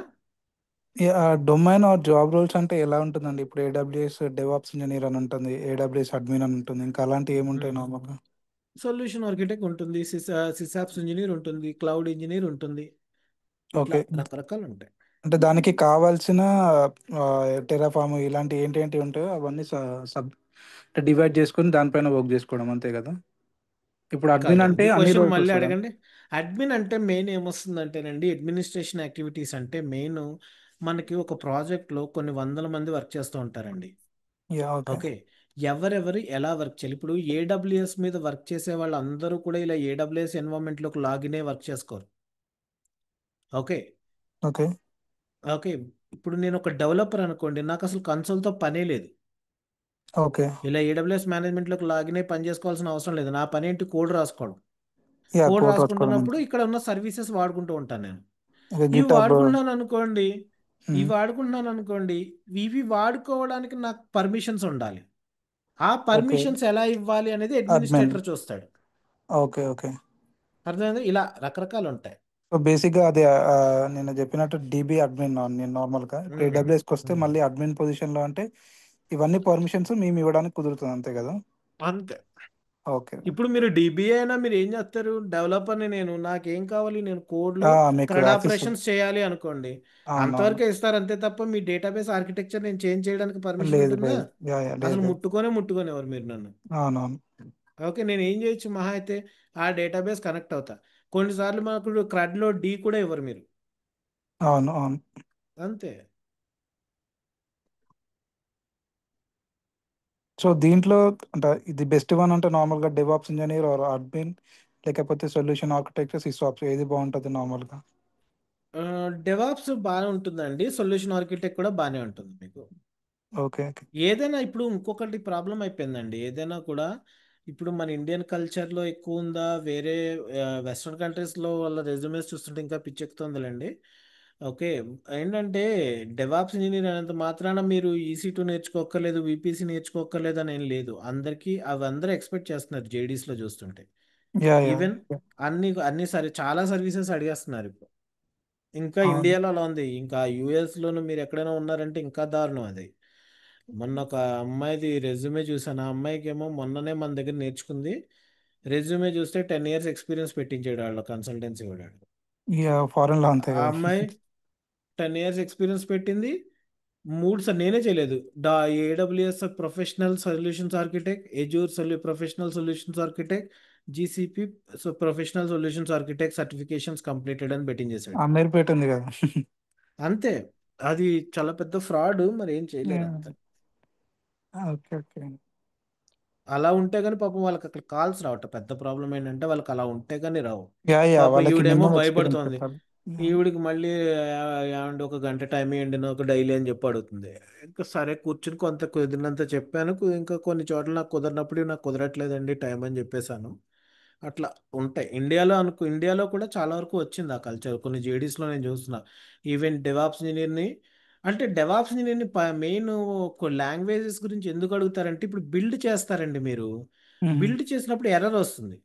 ఆ అవును. ఎర్రర్ ఏంటి అన్నది మీరు మళ్ళీ డెవలపర్ వరకు వెళ్లకుండా అది అనాలిసిస్ చేసి అరే బాబు నువ్వేదో ఇక్కడ పోగొట్టావు దీన్ని చూడు దీని ఇక్కడ ఇష్యూ వచ్చిందని వాడికి మీరు డైరెక్ట్గా చెప్పారనుకోండి ఇంకా ఇష్యూ సాల్వింగ్ అనేది ఇంకా ఫాస్ట్గా అయిపోతుంది మనకి. సో బేసిక్గా ఎండ్ టు ఎండ్ వాళ్ళే చేయాలి అన్న దాంట్లో ఉండిపోతారు అంతే ఇంకా. అంటే అలా ఎండ్ టు ఎండ్ చేయాలనను లేకపోతే at least trouble at least shooting skills అయినా ట్రబుల్ ఉంటాయి షూటింగ్ కదా. స్కిల్స్. యా యా అవును అవును. దట్స్ వై అడుగుతున్నారు. ఓకే. కాకపోతే అదేంటంటే ఉంటే మీకు ఎప్పుడు కూడా వాల్యూ అడిషనేనండి. అందులో ఏమీ డౌట్ లేదు. చాలా చక్కగా మీ కెరియర్ గ్రోత్కి ఉంటుంది అది. కనుక ఏంటంటే ఒక లాంగ్వేజ్ మీద ఎంతో కొంత నాలెడ్జ్ తెచ్చుకోండి. ఇప్పుడు మిమ్మల్ని కూర్చోబెట్టి నేను ఊప్స్ కాన్సెప్ట్స్ ఇంప్లిమెంట్ చేయండి అలాంటివన్నీ చేయమని నేను చెప్పట్లేదు. అట్లీస్ట్ ఆ కోడ్ చూస్తే అది ఏంటి ఏదైనా ఎర్రర్ వచ్చిందంటే ఎందుకు ఎర్రర్ వచ్చింది అన్నది ఆలోచించగలిగే శక్తి ఉంటే చాలు. Okay okay.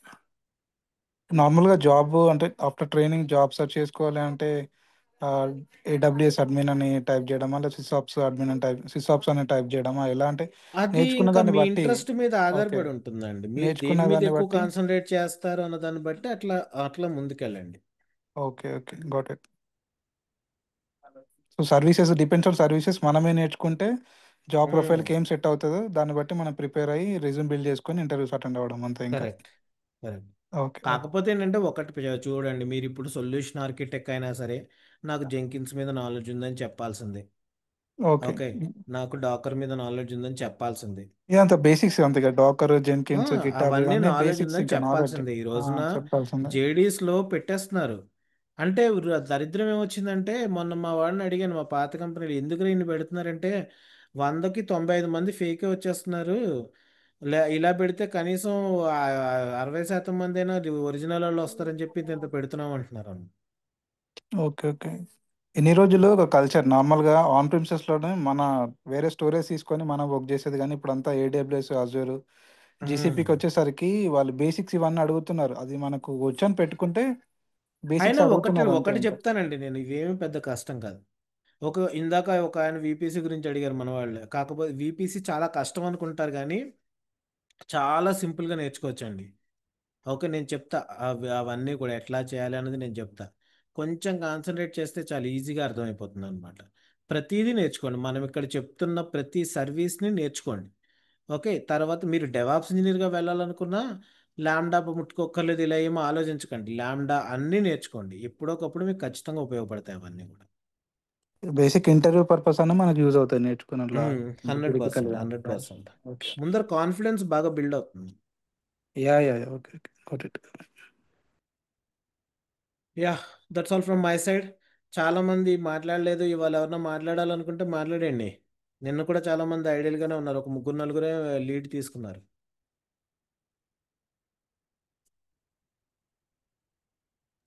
లేకపోతే ఇంకా వన్ యా లాస్ట్ డౌట్. మనం 8:30 to 10 స్టార్ట్ చేస్తాం కదా క్లాస్ మండే టు సాటర్డే. అవును. ఈ లోపు ఒకవేళ వేరే టైంలో ఏవైనా జస్ట్ సెపరేట్ గా ఒక డౌట్స్ కి క్లియరెన్స్ కోసం లేదు లేదు లేదు అలా నేను పెట్టలేను. లేదంటే మీకు ఎయిట్ అందుకనే థర్టీకి డిస్కషన్ ఫోరం ఇస్తున్నాను కదా. ఓకే. అంటే ఇమ్మీడియట్‌గా డౌట్స్ రిజాల్వ్ చేసుకోవడానికి అంతే. లేదు లేదు, అలాంటి గ్యారంటీలు ఇవ్వలేను. కుదిరితే గ్యారంటీ ప్రతిరోజు క్లాస్లో అయితే ఒక half an hour 1 hour class, half an hour discussions. Okay, నేను ఇక్కడ చెప్పేది ఏదైనా కమిట్మెంటేనండి. నేను చెప్పిన ప్రకారం ఉంటుంది. మీరు అడిగింది పాసిబిలిటీ ఉంటే చేస్తుంది, దానికి నేను కమిట్మెంట్ ఇవ్వలేను. ఓకే. క్లాస్ అయినా సరే ఒక 15 మినిట్స్ ముందు జాయిన్ అయితే అప్పుడు డిస్కస్ చేసుకొని క్లాస్‌కి ముందొద్దు, అయిపోయాకే 8:30 ఎయిట్కి క్లాస్ అవగొట్టేద్దాం, కాలేజ్లో హాఫ్ అన్ అవర్ డిస్కషన్స్ పెట్టుకుందాం. ఓకేనా? ఓకే. ఓకే. ముందర వద్దండి, రాలేరు. మీరు వచ్చేస్తారు, కొంతమంది ఇబ్బంది పడుతూ ఉంటారు.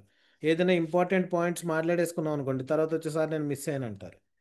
అలాంటివి ఉంటాయి, కొన్ని ఆటోమేటిక్గా కొన్ని జరిగిపోతూ ఉంటాయి. అయితే 9:30 తర్వాత బెస్ట్ అంటారా? అంతే. 1 అవర్ క్లాస్, కుదిరితే ఇంకొంచెం సేపు క్లాస్. డౌట్స్ ఏమీ లేవనుకోండి, 1.5 అవర్ క్లాసే చెప్పేస్తాను.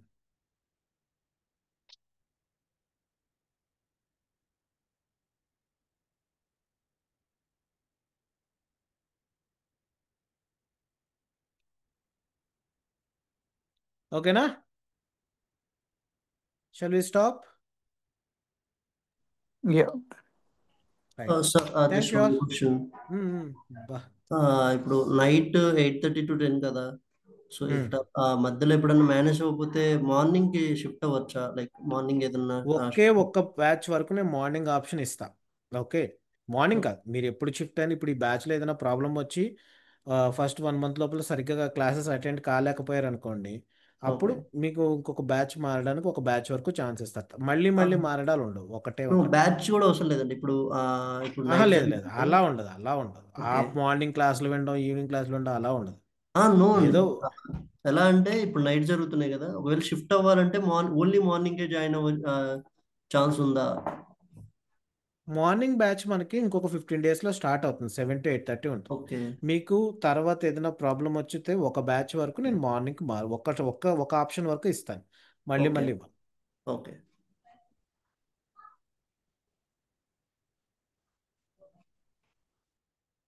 ఇంకా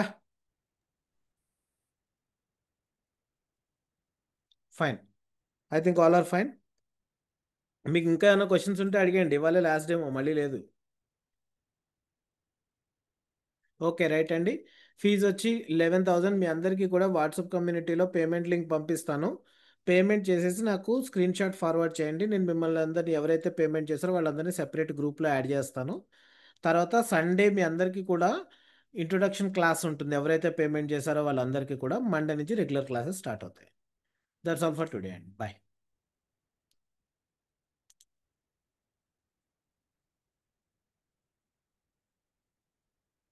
బాయ్ ఎవ్రీవన్.